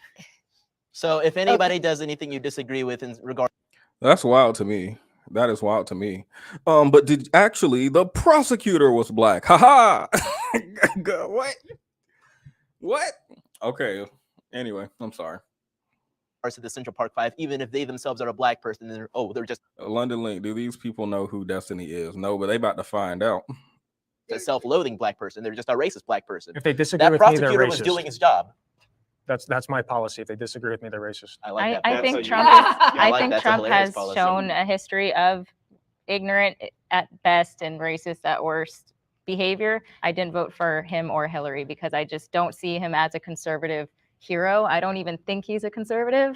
Fake conservative. I voted Trump in 2016, just so you all know. So I'm just saying. So I need you to elaborate on if people disagree with you, they're racist, just in general. I was just kidding. He's just, yeah. You never know. Just like One the of those hat. kind of moments. Sorry if I triggered you. I'm sorry. You made a point. You made a point Okay. a couple of minutes back where you said he just kind of says these things to rile up his base. Why does he need to do that at the expense of black people then? He doesn't do that at the. I am a member of his base, and I'm sitting there like, oh man, this is amazing. And I don't know. You can call me self-loathing. Call me self-hating. So you're saying calling for the I'm probably public stupid. execution of 5 black men that were exonerated to When rile has he up done his that base? during the campaign trail? He didn't do that when he was a politician. Well, I didn't know it was gonna be like this the whole time. I thought it was gonna get better. Alex, I'm not about to put that on screen. You're in time out. You are in time out. again, it's everything. In New York, It's feeling everything bad. Steve said about the comments about Muslims, the comments about Mexican immigrants. Why does he never need- about Mexican immigrants, never about Muslims, about terrorists and about criminals and rapists. These are very important delineations to make. And if you believe I that think what you were fed the media understand, about, or oh, it's I all think Mexican immigrants, I think it's more of you being, oh man, these poor Mexicans, they need to be supported. It's more of that savior complex. Wow, What was we're the back rationale again. behind axing or trying to axe DACA? Were these people were registered with the federal government? They were in school. They were doing everything that they needed to do. They had no home elsewhere. They were brought into this country as minors. Like, what's the explanation for I that? think Like, that requires more nuance. Like I mentioned before, I think there were some for their people. education. I think Why there would were you some wanna kick people feeding him bad policy advice, thinking, "Oh, this will be really good." Donald Trump is just like an innocent baby. He didn't know no better. It was those other people telling him what to do. He didn't know. We didn't know. How do you vote for this person? How you vote for somebody and they're the most competent, amazing person, smartest, most intelligent person he's an amazing businessman. Why was he supporting this racist policy? He just didn't know better. They lied to him. He didn't know. He's just an innocent. He don't know better. Like, I feel like you need to pick a side. That's what I feel like. good for your base, and he's doing a lot as a Just president. That's infantilizing okay. him. That's okay if we feel that way. But So at the end of the- if I take responsibility for something, if I say he has responsibility for something, well then you're right. But if I'm saying, well, maybe there are some people around him advising him falsely, Dude, it's infantilizing. He him. was the president. There's no good way. He to called the him. shots. But if someone was What are advising you talking about? The only path forward to solving illegal immigration starts with amnesty for everybody here. The reality is there's some 10 to 15 million illegal immigrants here. We're not deporting them all. With the people who are already here, that's a lot more of a messy, nuanced conversation. But as far as people coming in, I do think we need stronger borders and actual like vetting happening. And I just want to say, in Ronald Reagan's day, he was given the promise. He said, look, if you go ahead and you pass this particular bill, we'll give these people amnesty and we're done. And it didn't happen. We didn't.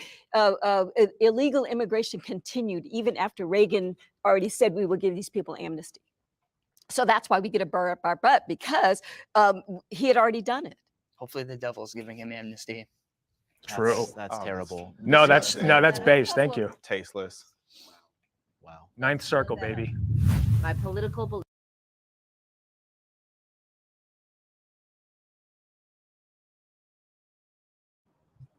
I'm scrunching up my neck and my chin. I'm actually cringing for a lot of this part of the video. We are 24 minutes in. Whew. I don't know if I can do this, y'all. I'm not gonna lie. I don't know if I can do this. I don't know if I can make it through. I don't know if I can make it through this. There's just 20 more minutes. Let me see what Khadijah had to say about this. Wait, let me bring up our friend real quick. Donald Trump, if you can hear us, please, Donald Trump. Let me stop. Let me stop. My political beliefs have changed from the past. Let me put that poll in the chat. I'm actually, hold up.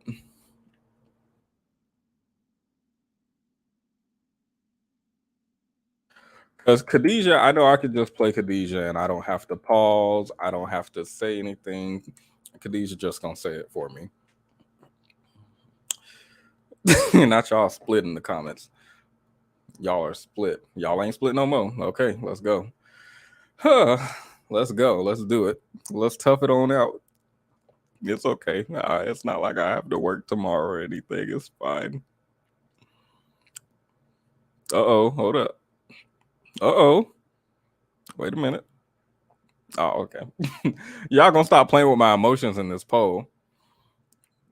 Y'all are gonna stop playing with my emotions. Why is your mic short and stout like that?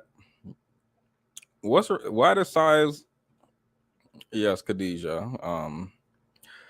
Why does size matter? Can we talk about something important today? Who cares if it's short and fat or long and skinny? It's a mic. It gets the job done.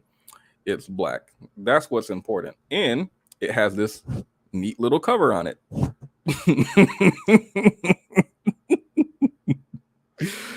Girthy mic. Oh, like y'all. I don't. Okay, y'all are saying continue. 28 people voted. Well, since I'm continuing, y'all make sure to leave a like on the video, because if I suffer, we're gonna suffer together.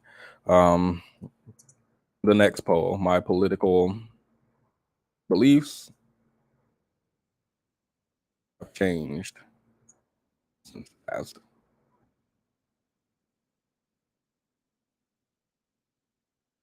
Y'all don't have to vote on these polls, but I would appreciate it.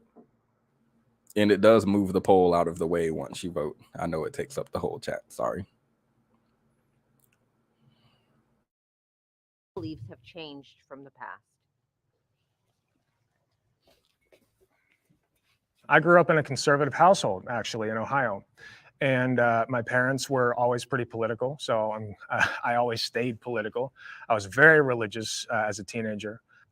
Sometime during college and then afterwards, especially during COVID, my sister actually indoctrinated me into a more leftist position.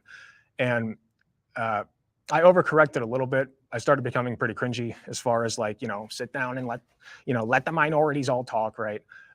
don't say anything, don't speak over them, etc. They would, you know, it was like the whole you can't speak over Candace Owens, even if she's literally a Nazi kind of thing. So I stand by that. So yeah, I kind of leveled out, thankfully, and I'm less cringe now. And Did you? Are you? I cringed. This is leveled out. Imagine if we would have been here a year ago. I mean, maybe I am being cringe. Who cares?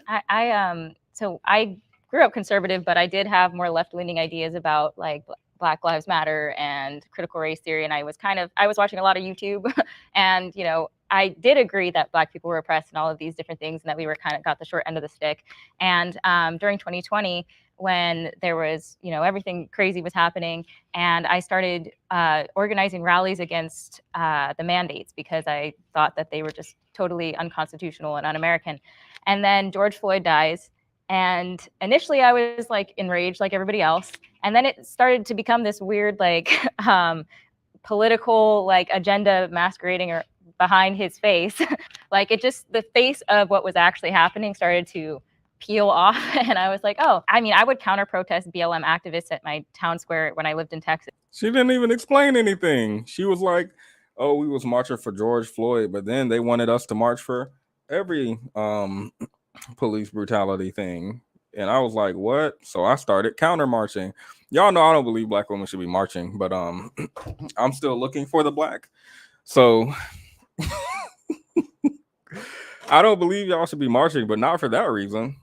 Well, and I can't say for that reason because she didn't give one. She's just ranting and not making a point. I feel like it, but they also cut these videos up. So, and they were some of the most just bitter, vile, horrible people you could ever meet. Meanwhile, like the Confederate group that would protest there against them also, they were like the nicest people ever to me. Ironic. I went up to the Confederate people and I was like, I hate Black people. And they were so nice to me and it's like so generous and kind. But when I went up to the Black people and I said, I hate Black people, they were so rude and they were yelling at me. I just don't understand. Like, I thought they were the tolerant. Y'all think she's lying? Y'all think she's lying? I don't think she's lying. I think she's 100% serious. They were so nice to me. She said the Confederate people. Did you? I thought you said this was a Black Lives Matter protest. So it was just the Confederate was right across the street. Had Robert E. Lee and okay. I grew up in a Democratic, not a Democratic household, but kind of apolitical, but everybody was Democrat. And then I got a job. And when I got a job and I saw all the taxes come out and I started looking to the left and to the right and going, oh, my money's whittling away over here. And I said, you know what? After Reagan, I'm just going to go ahead and declare myself a Republican. And I've been a Republican ever since. My mom is pretty liberal.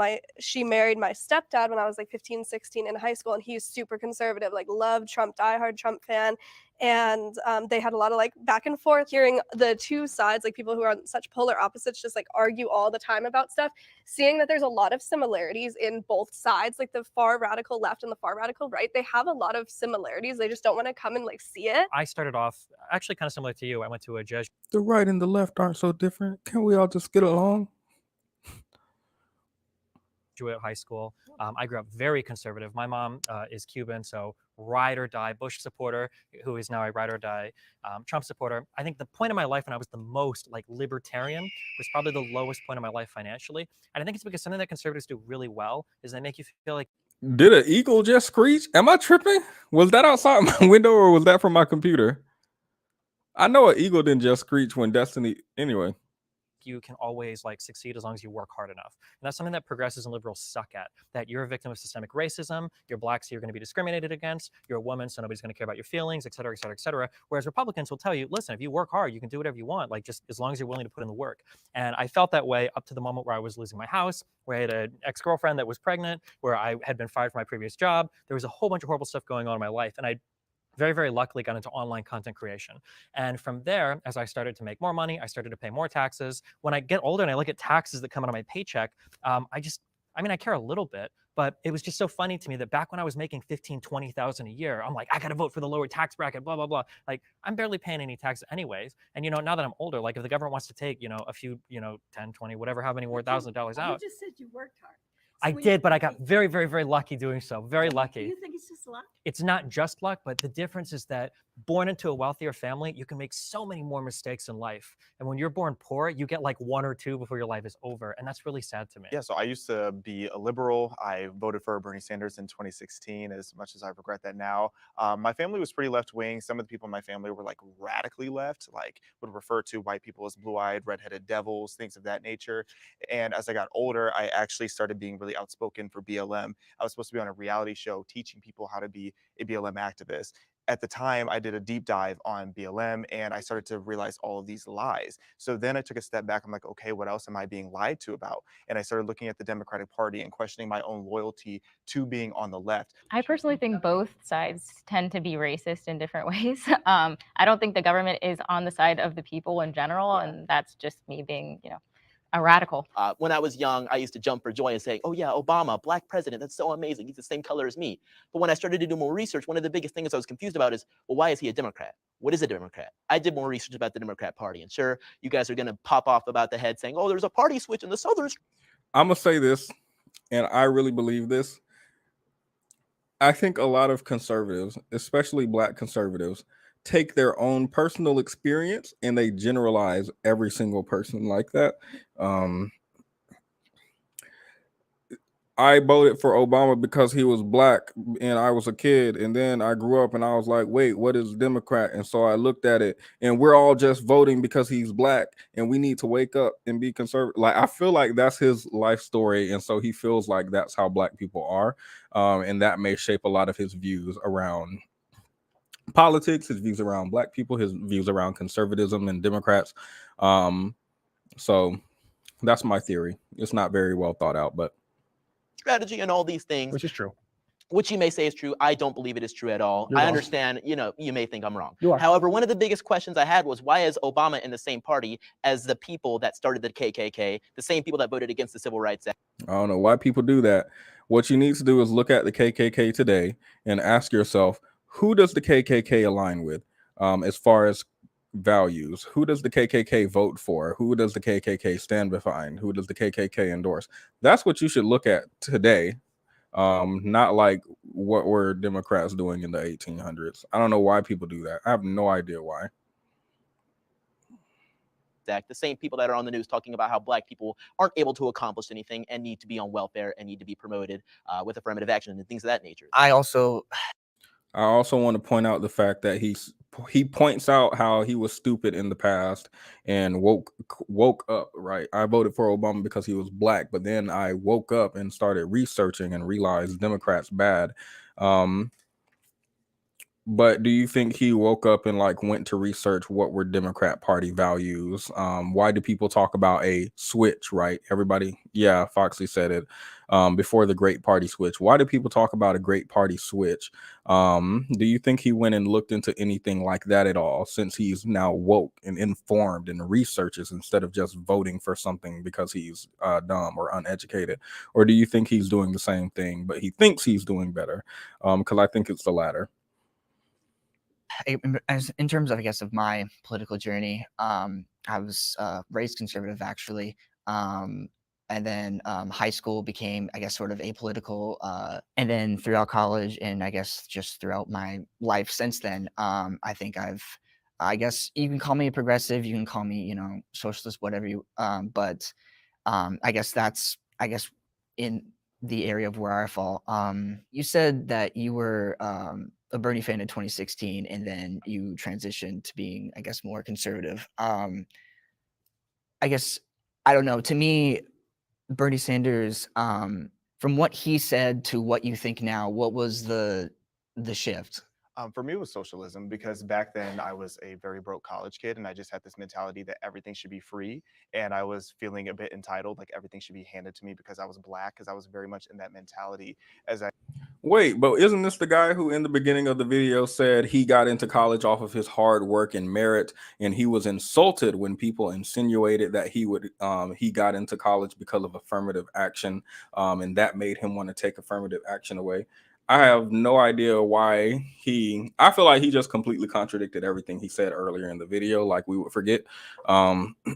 But yeah, I'm gonna say this over and over again. I feel like they have a personal experience, and they take their personal experience and externalize it onto every Democrat or every liberal or every black person.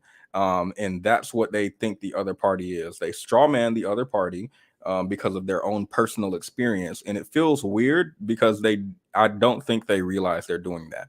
Oh, I was a broke college kid and I just wanted free college because I didn't want to work hard. That's what all you liberals and Democrats think. Like, anyway, Cynthia on this panel would have them all on the floor curled up in the fetal position. We'll get Cynthia in touch with Jubilee. I don't have connections. I don't have the connections to do that. So we're gonna do it with prayers instead. I learned more about free markets, as I learned more about capitalism, I started to appreciate that much more. I started to appreciate small business much more, limited government, low regulations. I just started to like that much more. But I would say just more when it comes to economics, I don't agree with him. Reparations are necessary. Pause. Let me see what y'all said for the last one. 57% of y'all said my political beliefs have changed since the past. 41% of y'all said no. That's actually really interesting. I think mine have been all over the place. I don't know what I lean towards right now, but I think I've been anywhere from the left, right, in between, and all over. The next question is reparations are necessary. Let me put that in proportions. Let me take a grammar class. Reparations are necessary. Y'all know what I mean.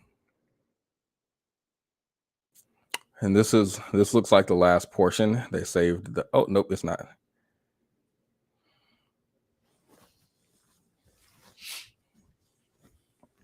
When we talk about reparations, I think that doing reparations in the way that a lot of people think of it, where we just give it to Black people, I'm not an expert on this, but I think it would be more income-based, and that in itself, like I said earlier, would disproportionately benefit Black people, because if you recognize that they are disproportionately affected by a systemic injustice, then doing it on like a class level would uplift proportionally more Black people than white people or any other race. Yeah, I think like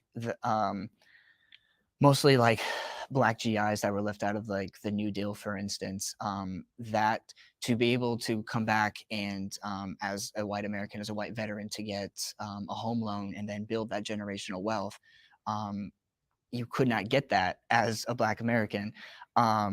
So there needs to be, I think, reparations. I don't care really what form it comes from. I think free healthcare, free college, so that everyone has like an equal opportunity to educate themselves, to build a better life for themselves.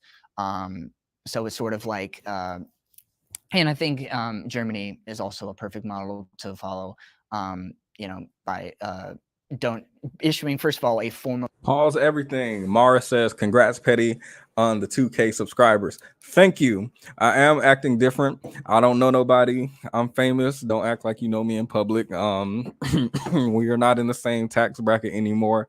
YouTube is now paying me $37 a year. So let's not pretend like we're in the same bracket anymore, guys. I have leveled up and I am going to act different. Thank you. Apology, which we haven't even done that, but also just like donating to like different funds, and just I think a more equitable society, striving for that, is reparations in and of itself. I have no problems with reparations if they had happened initially during this, like slavery or the civil rights movement or any of that. But to try and do that now logistically just doesn't really make any sense. And like, where would this money come from? Like, we're in so much debt as a nation. Would I get this money? I'm biracial or triracial. Like, do mixed people get it? And like, do Irish people get reparations when they were indentured servants? I think for reparations, if you can. Girl, what?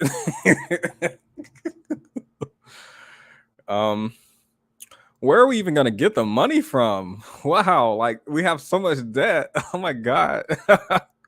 Like, who would it even go to? Would I get it?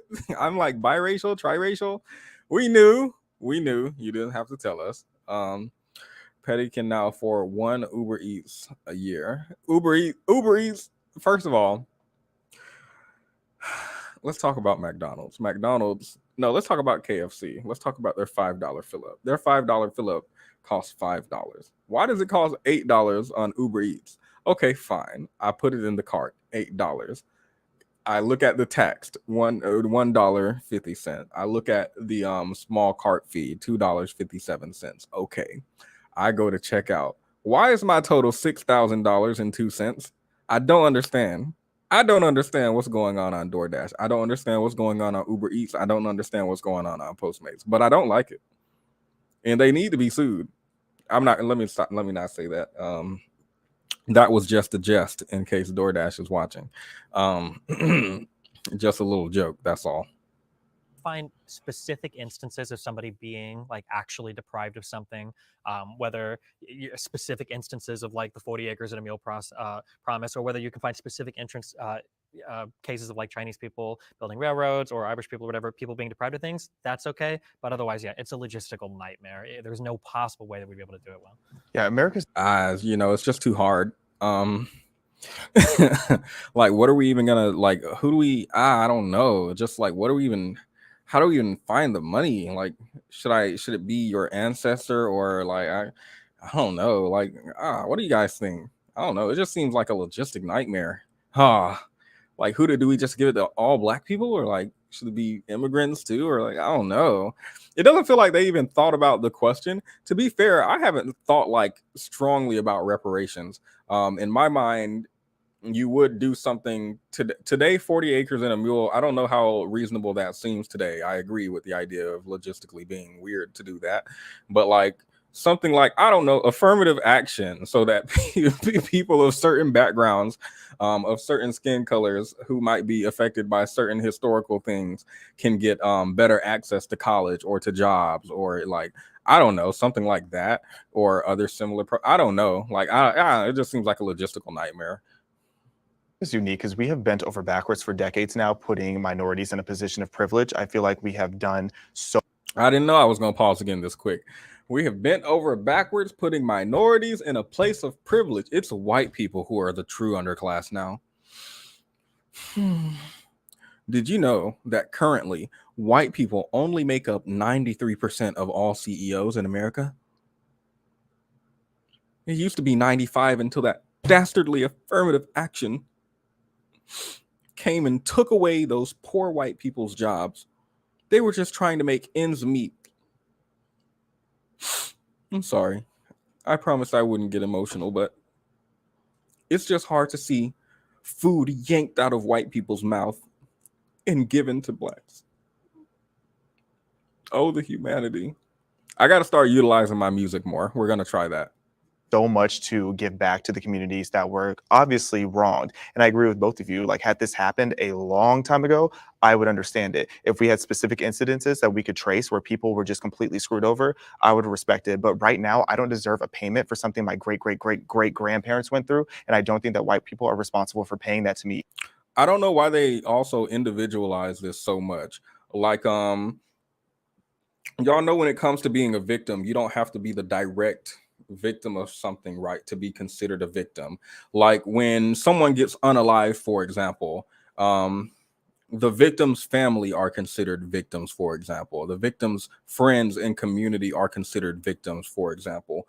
Like if you if I'm the parent of somebody, and I've read so many stories like this, it'll be a corporation and there'll be some guy and it's his first day on the job and they are so concerned with meeting a quota that they don't teach him safety, and so he's working under some lathe or something. Then he gets sucked into a machine because somebody didn't see him and turned it on, and he gets unalived.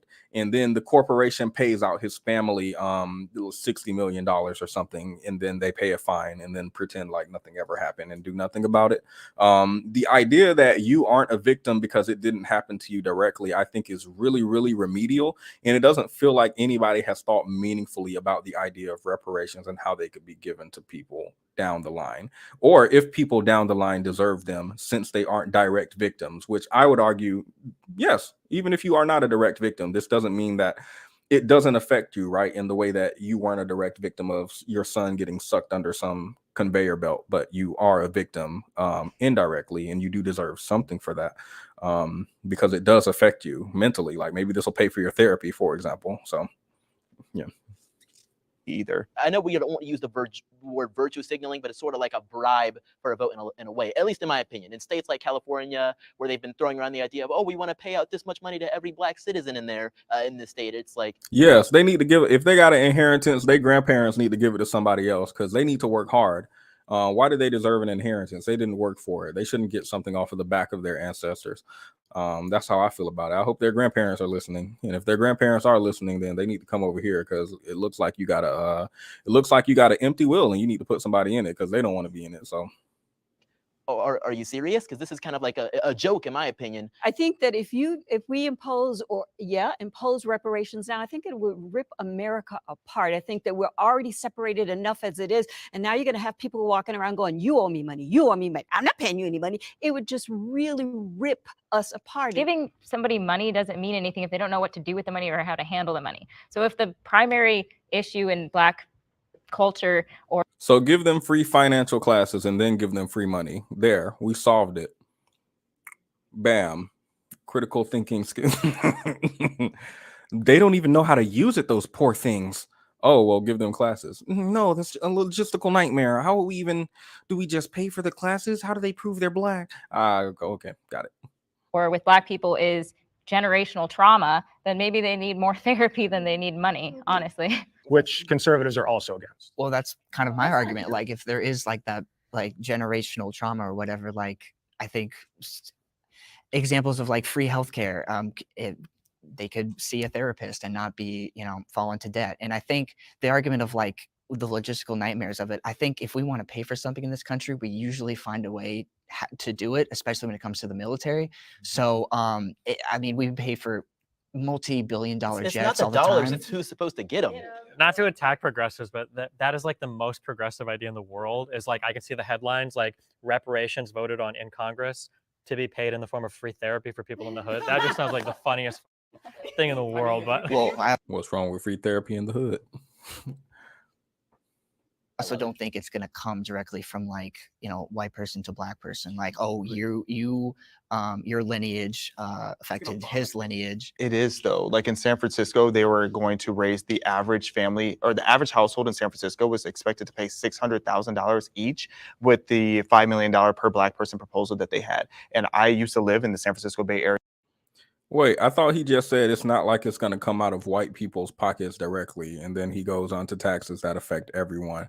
I do feel like people tend to internalize this, and I hear people speak about it like, you think my taxes should pay for like it feels like weirdly individualistic, but area, and I was repulsed by that because you have so many homeless veterans on the streets, and they were going to give Black people a home for as little as $1 just for being Black. Mind you, slavery wasn't even in California. Were some of those veterans Black? Anyway, I don't think they care about veterans. I think they're just gonna bring them up whenever we spending money on anything. Oh, but what about the veterans? Should we spend money on them? No, but what about them? Okay, got it. So why that was going to be the case, like, I don't understand, but it's extremely unrealistic to think that the average family in San Francisco can afford. By the way, we just couldn't give money to veterans, by the way. It's just like a logistical nightmare. How would we even prove that? We just go into their military service and try, like, it's just a logistical nightmare. We can't really do anything for veterans. Like, I don't know. Where's the money even going to come from? Like, we're in debt right now, guys. Come on. Oh my goodness. That's because Newsom wants to get reelected. Okay, but you don't really care about homeless veterans, right? That's just you a don't support. idea. You don't know I feel me. like all your arguments are ad hominem. But you're literally here as a every single one ad You're here as a hominem. conservative. So what policies do you support for homeless veterans? There's ways to address. I mean, what policies do you support for homeless veterans? There's ways to I think like I don't know what he's about to say, but it doesn't feel like he's about to speak about a policy that he's thought about meaningfully. So that does make me feel like what he said isn't an ad hominem, but the truth. You don't care about veterans. You're about to use a type of moral grandstanding to try to shut down whatever I was saying about giving poor people or Black people money. specifically for homeless and. By the way, if you care about homeless veterans, maybe you should make programs for homeless people. And veterans will be able to use those, since they love that so much. They don't like making stuff for specific demographics like Black people, right? So instead of homeless veterans, why not make social programs for homeless people, and then homeless people who happen to be veterans sometime can benefit from those programs, since that's what they like. Didn't they say earlier Donald Trump helped the Black community by helping the economy, which helps all people? So it feels weird for them to fixate on something now. That feels really weird to me.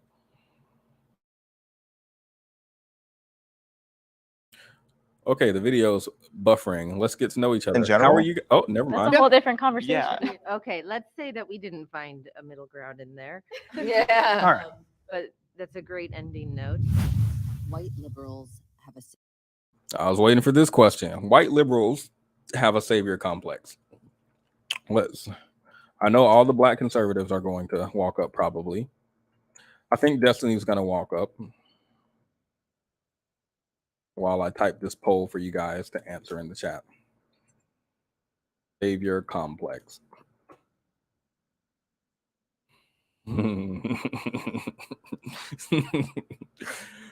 I think all four of these Black conservatives are going to walk up. Destiny's going to walk up. I don't know who else is going to walk up. Maybe Alec.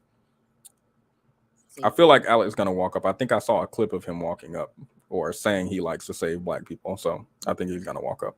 complex.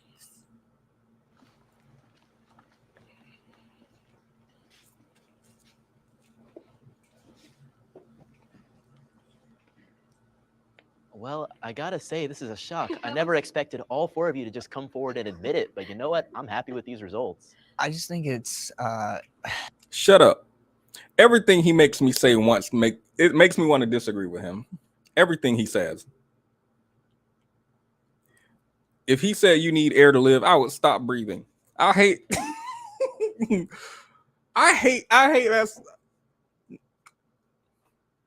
Huh. I'm glad you guys admitted it. Haha. Shut up. Stop. It frustrates me to no end.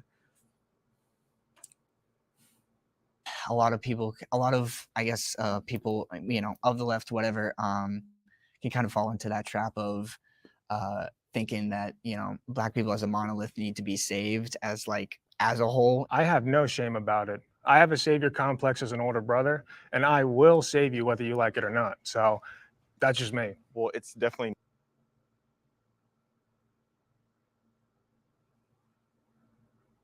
Alec, come on, stop. Ugh, I'm sorry. He did say he was cringy earlier, and he said he don't care. So own it. Not, because a lot of us are really just exhausted of being viewed as our skin color, because when you have this mindset that you need to save Black people and we're just sitting here minding our own business and living our lives the way we want to, I don't know why it is that people feel this immense pressure to be so apologetic and just always trying to cater and coddle to Black people when we just want to be treated like everybody else. We're equal. I saw a white person apologizing to Black people, and I went over to him and said, "You have nothing to be sorry about. You should be proud. Stand up, white man, and be proud." I just couldn't stand to see him over there apologetic. It's not your fault. I just told him it's not your fault. It's not your fault. It's not your fault, Dwight. It's not your fault. All in the Bay. Okay, it's in the Bay Area. Got it. Cool for a reason. I think especially recently with a lot of riot stuff that's gone on or protest stuff that's gone on, people on the left tend to infantilize a lot of different types of protesters. And especially even talking to, some of the other Black content creators I do content with, when you hear a lot of progressives come out and say, well, they don't have a choice but to riot or break into the store, or, well, they're stealing, these electronics or shoes for good reasons, you just don't realize it. I think a lot of people kind of look both ways, and it's a little bit weird that there's such a complex on the left to excuse like every single possible negative behavior from somebody, as long as they're a skin color that you're kind of in charge of protecting. I find that very offensive. Yeah. I find it really extremely, insane. it upsets me to hear that, because we're just like you. We just have a different skin color, and to hear that you have to help me is I'll let them finish first. offensive to me. I can do it on my own. Well, we have to break down sometimes why these riots happen. You know, MLK once said that riots are the voice of the unheard. So if you are to address the problem and stop the riots, you have to address the underlying inequality that has historically been pervasive. You know, even if you would. Alec is going too far for me. I think let me see. The idea of infantilizing Black people, I understand. I do think this happens, the quote unquote white savior.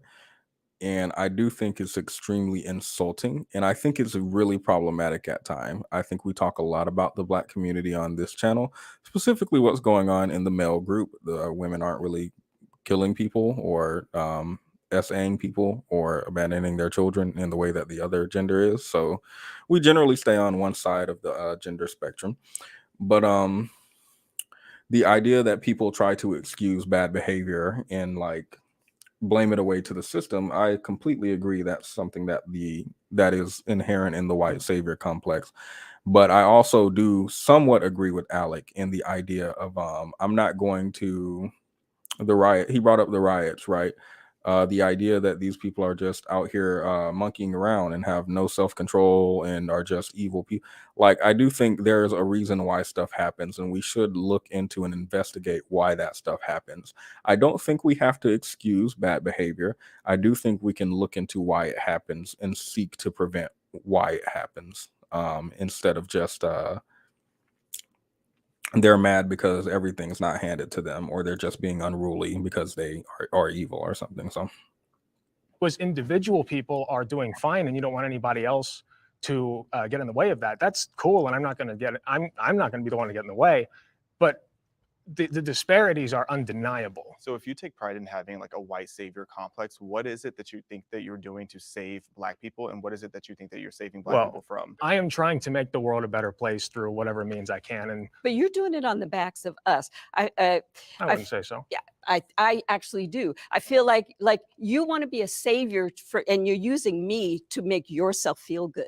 That's what I'm How hearing. am I hurting you? You're not letting me have my own voice. You're not letting me speak. How? You're speaking now? No, you're cutting her off. Yeah.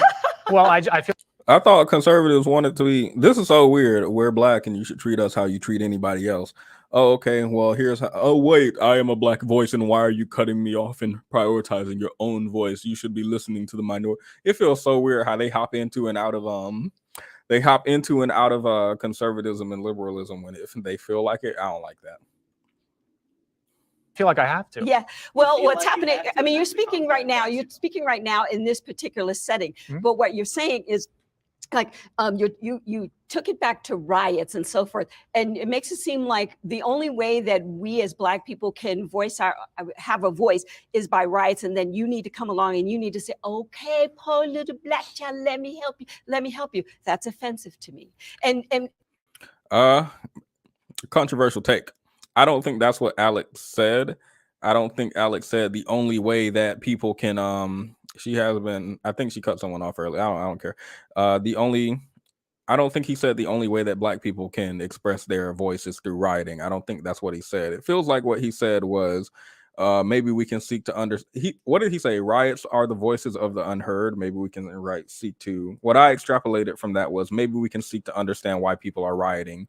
Not I excuse their bad behavior and I need to come save them or something. Even though he very much did say he has a savior complex and he gonna come and save somebody. So grain of salt. And I feel like you're making yourself feel good about trying to help us. And I also think that, like, when we talk about damage, I think especially when it comes to a lot of the shoplifting stuff that's going on in certain cities, you get a lot of white people that live in nice suburbs saying things like shoplifting is no big deal, that's fine. And then you'll catch YouTube videos of them later on being in a Walgreens in like a shoddy neighborhood and they're like, man, why is the deodorant behind a locked case? It's very easy to sit behind a gated community and say, oh, well, it's not a big deal. They steal because they have to. Riots are the language of the unheard. I think people haven't read the full context of that quote. When MLK was saying riots were the language of the unheard and you need to address the underlying condition, he wasn't condoning the rioting. He was just understanding it. Obviously, there are a bunch of white people that feel they need to be a savior, but I think there's a difference between helping and saving. Like, I don't think I would need to save Black people, but I would tremendously love to help Welcome 88 Roshan. Don't worry, you can watch this live stream from any point and you will have gotten everything that we have all gotten, because I promise if you go back 40 minutes ago, this is exactly how it was. And make sure everyone has like equal outcome, or not equal outcome, but at least equal opportunity, which in my opinion, I feel we do not have in this country. This is awkward. Hi guys. So I didn't start. Okay, so we've heard the black conservative yuck, and now we've heard the white girl giggle. I feel like I heard Destiny giggling in there too. I feel like I heard Destiny giggling too. Forward, just because I don't want to broad brush all white liberals as having a white savior complex. I have experienced white liberals who do have that, and they're very unpleasant people. But I don't think every single white person who's a liberal or who is an activist for BLM or any of those things necessarily has a white savior complex. I think that there's a lot of white people who genuinely think that black people are oppressed and they want to help, and that's what they're told. What it seems like to me, when most people have savior complex, regardless of whom they're trying to save, it's like they're taking real pain and real trauma and using that as a way to push this political agenda, but also to alleviate themselves of whatever guilt that they feel unnecessarily. Like, I don't know why a white person today would feel guilty for things that happened decades ago, let alone something that happened centuries ago. I do think you can have guilt for something you didn't do, or for something that happened centuries ago, or for something that your race did, or your gender did, or your demographic did to a marginalized community. I think you can have that. But I also do think, like he says, some white people, I'm trying to find this. There were some politicians. I wish I remember who they were. I'm trying to search it on Google as we play this video. These folks are, I think they chained themselves to the floor, or they was like kneeling down and apologizing or kissing the feet of black people, just a bunch of white politicians. And it was like just white guilt on display. And I'm like, girl, get up and go and make some policy. What are you doing? Like, it feels like, yeah, you do just want to alleviate your own mind and you just want to feel better. So you on the floor kissing some black people feet. I don't need my feet kissed. I need some policy. Especially when you a lawmaker. What are you doing? Get up off the floor. Get up and go to Congress or somewhere and write something. That was I have never seen such as Nancy Pelosi. Now I know how to search it. I'm gonna find it while we continue playing this. But I just wanted y'all to know that I saw that and I was like, okay, yeah, what is going on? I don't think it was a kink. I think they really felt like they needed to apologize. Never seen a white person say, I personally feel guilty for slavery. I Maybe they're promise out there, but I've never heard that. Yeah, in second grade, when they taught us about slavery, almost every kid in my classroom would spend their entire time looking at black kids in that classroom. How was I supposed to not think, wow, these people are feeling guilty for something that they have no involvement in and I have no involvement Every kid in my second classroom understood the context. People so. hate feeling uncomfortable, and obviously you don't want to feel like the bad guy. And so I feel like it comes from a place of like, oh well, like let me make sure that I'm different and like I'm showing you that I want to like help you, but it comes across like I think it can land very poorly. I'll tell you what, stop it. Stop Okay. it. Because what happens is when you put yourself as the white savior, what you do is you elevate yourself above the black person. Pause real quick. Here's one of the pictures. They put on their Kunta Kinte cloth and they started kneeling and praying for black people. What are you doing? If you don't go and write some goddamn law, what are you doing? What are you doing? Get up off that floor and go and sit at your desk and write some legislation. We're sorry. We're all black people. We stand with you. We stand with you and we're sorry.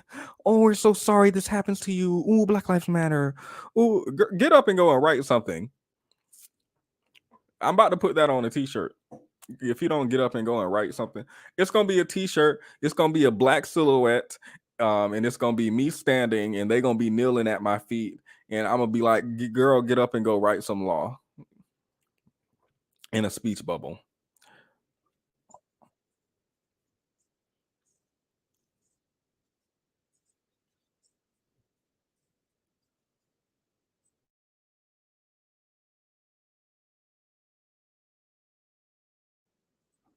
I just realized the picture's still on the screen. I don't know if y'all heard this while it was playing.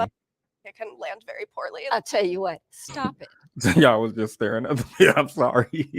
We was just staring in silence. Stop it. Because what happens is when you put yourself as the white savior, what you do is you elevate yourself above the Black person because you feel then like you have to save us. So just stop it. Just treat everybody regular and normal, just like.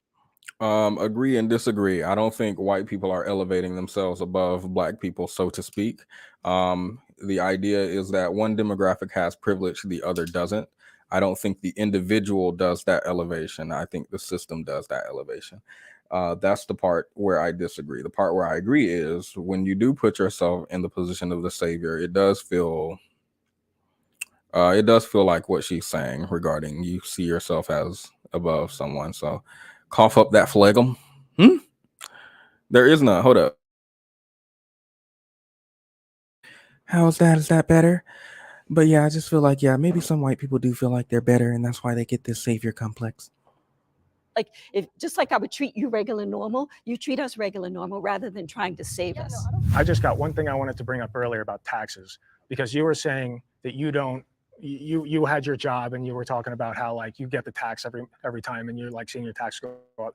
I worked in nursing homes in 2020 COVID. The last thing that was on my mind when I watched 60 and 70-year-olds on their deathbeds suffocating to death was taxes. I was worried about healthcare. I didn't give a shit about taxes in that time.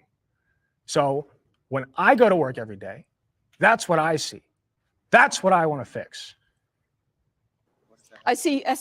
Everybody just got quiet when he said that. I actually agree with him, surprisingly. I started working, I didn't start working in healthcare in 2020, but I did start I started in my first hospital in 2020. Y'all know I'm a medical professional. I'm a janitor at a hospital, but I prefer to say medical professional because that sounds a lot better. And I remember being in, was it the ICU? I think it was the ICU. And every day we had like 15 beds. It was a pretty big hospital. We had like 15 beds.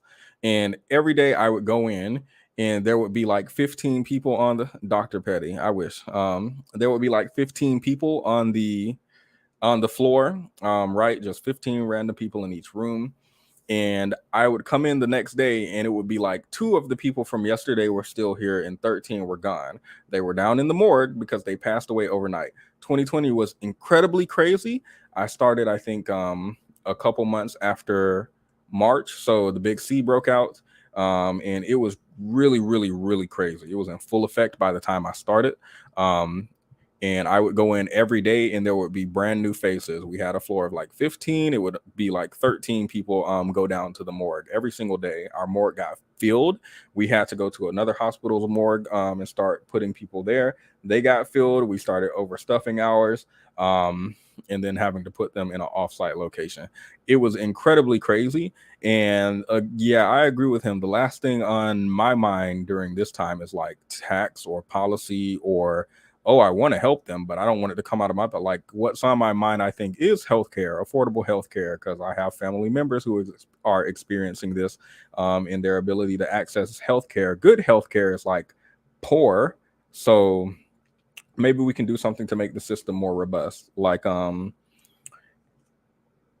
for example, I don't know if this is true, but I think hospitals operate based on the wealth of the community that they're in. Because I was working at a hospital in Atlanta, and the hospital was really, really robust. It was really modern. It was well put together. There was a lot of current and new equipment in there, a lot of new stuff, very shiny, very well kept together. And then there's the hospital in my hometown, which is like in the middle of nowhere. And if you have anything more than a boo-boo on your finger and you need a Band-Aid for it, then you got to get like ambulanced 45 minutes away to a different hospital. And I hope you don't die on the way there, because 45 minutes is a long way to go when you got an emergency. But then you have to pay for the hospital stay in a nice hospital and a ambulance ride. So like you might have a heart attack after you get better, because that bill's gonna come. But the idea of being able to invest in that hospital and in the healthcare in our community, and being able for people in my neighborhood to get quality healthcare like 10 minutes away instead of 45 or 50 would be amazing, even if it meant being taxed at a higher rate, in my opinion. So, yeah.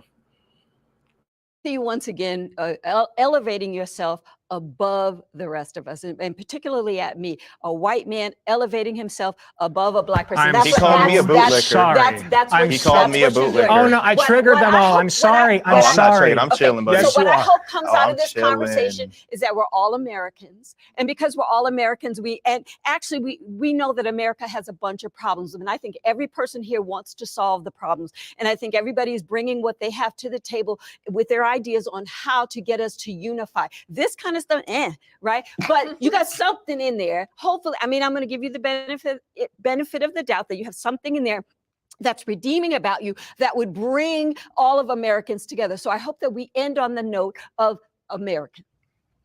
UNITY. I would like to say, Y'all, no, we were running out of PPE. We went through mask after mask after mask.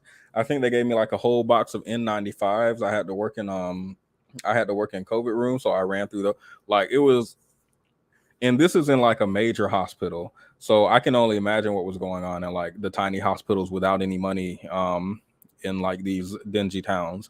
So yeah. we're all made in the image of God, and so we're all have our inherent worth just because we're made in His image, and we should treat each other as fellow image bearers, not just by the color of our skin. I mean, as Martin Luther King said. He also did not like capitalism. I think something that's really challenging. I'm sorry, I was going to say something about when she said Martin Luther King, but I won't. I've definitely been guilty in the past of throwing around the Uncle Tom word. I used to be hardcore progressive. I'm still relatively progressive. But something that I've learned as time has gone on is being a white person isolates you from a lot of the different types of racial struggles that people go through. And those struggles can take a lot of different forms. Not just, was my ancestor a slave, and not just is my culture bad, but sometimes in the way that people grow and develop, right? Like, am I actually choosing these political beliefs because they mean something to me, or is it because I'm black or my parents are black? If I speak a certain way, am I betraying my race? If I am a political orientation, am I a bootlicker? And I think that it's important when you're coming from a progressive point of view to understand that even though there are conservatives that are black people, you have to treat them as individuals and not just come at it with this, like, you're black, you're a conservative, therefore here's like 6 or 7 different slurs that I can use against you, but they're approved because I happen to be on the progressive side. All right.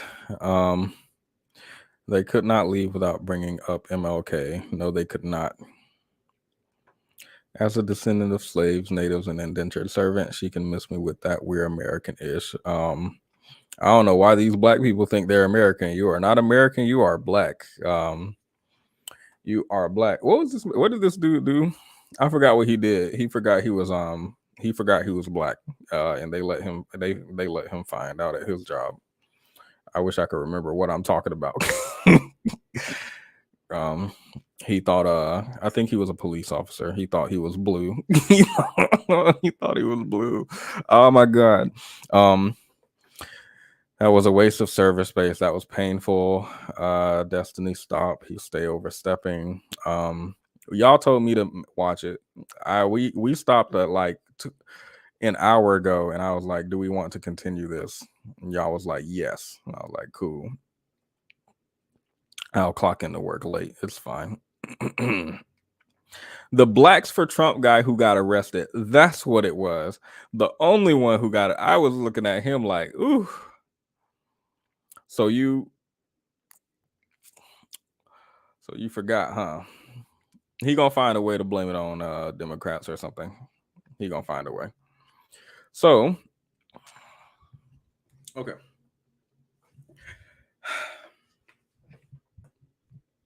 My arm tired. I gotta hold this mic up. What did we learn? What did we learn about black conservatives and white liberals? What did we learn?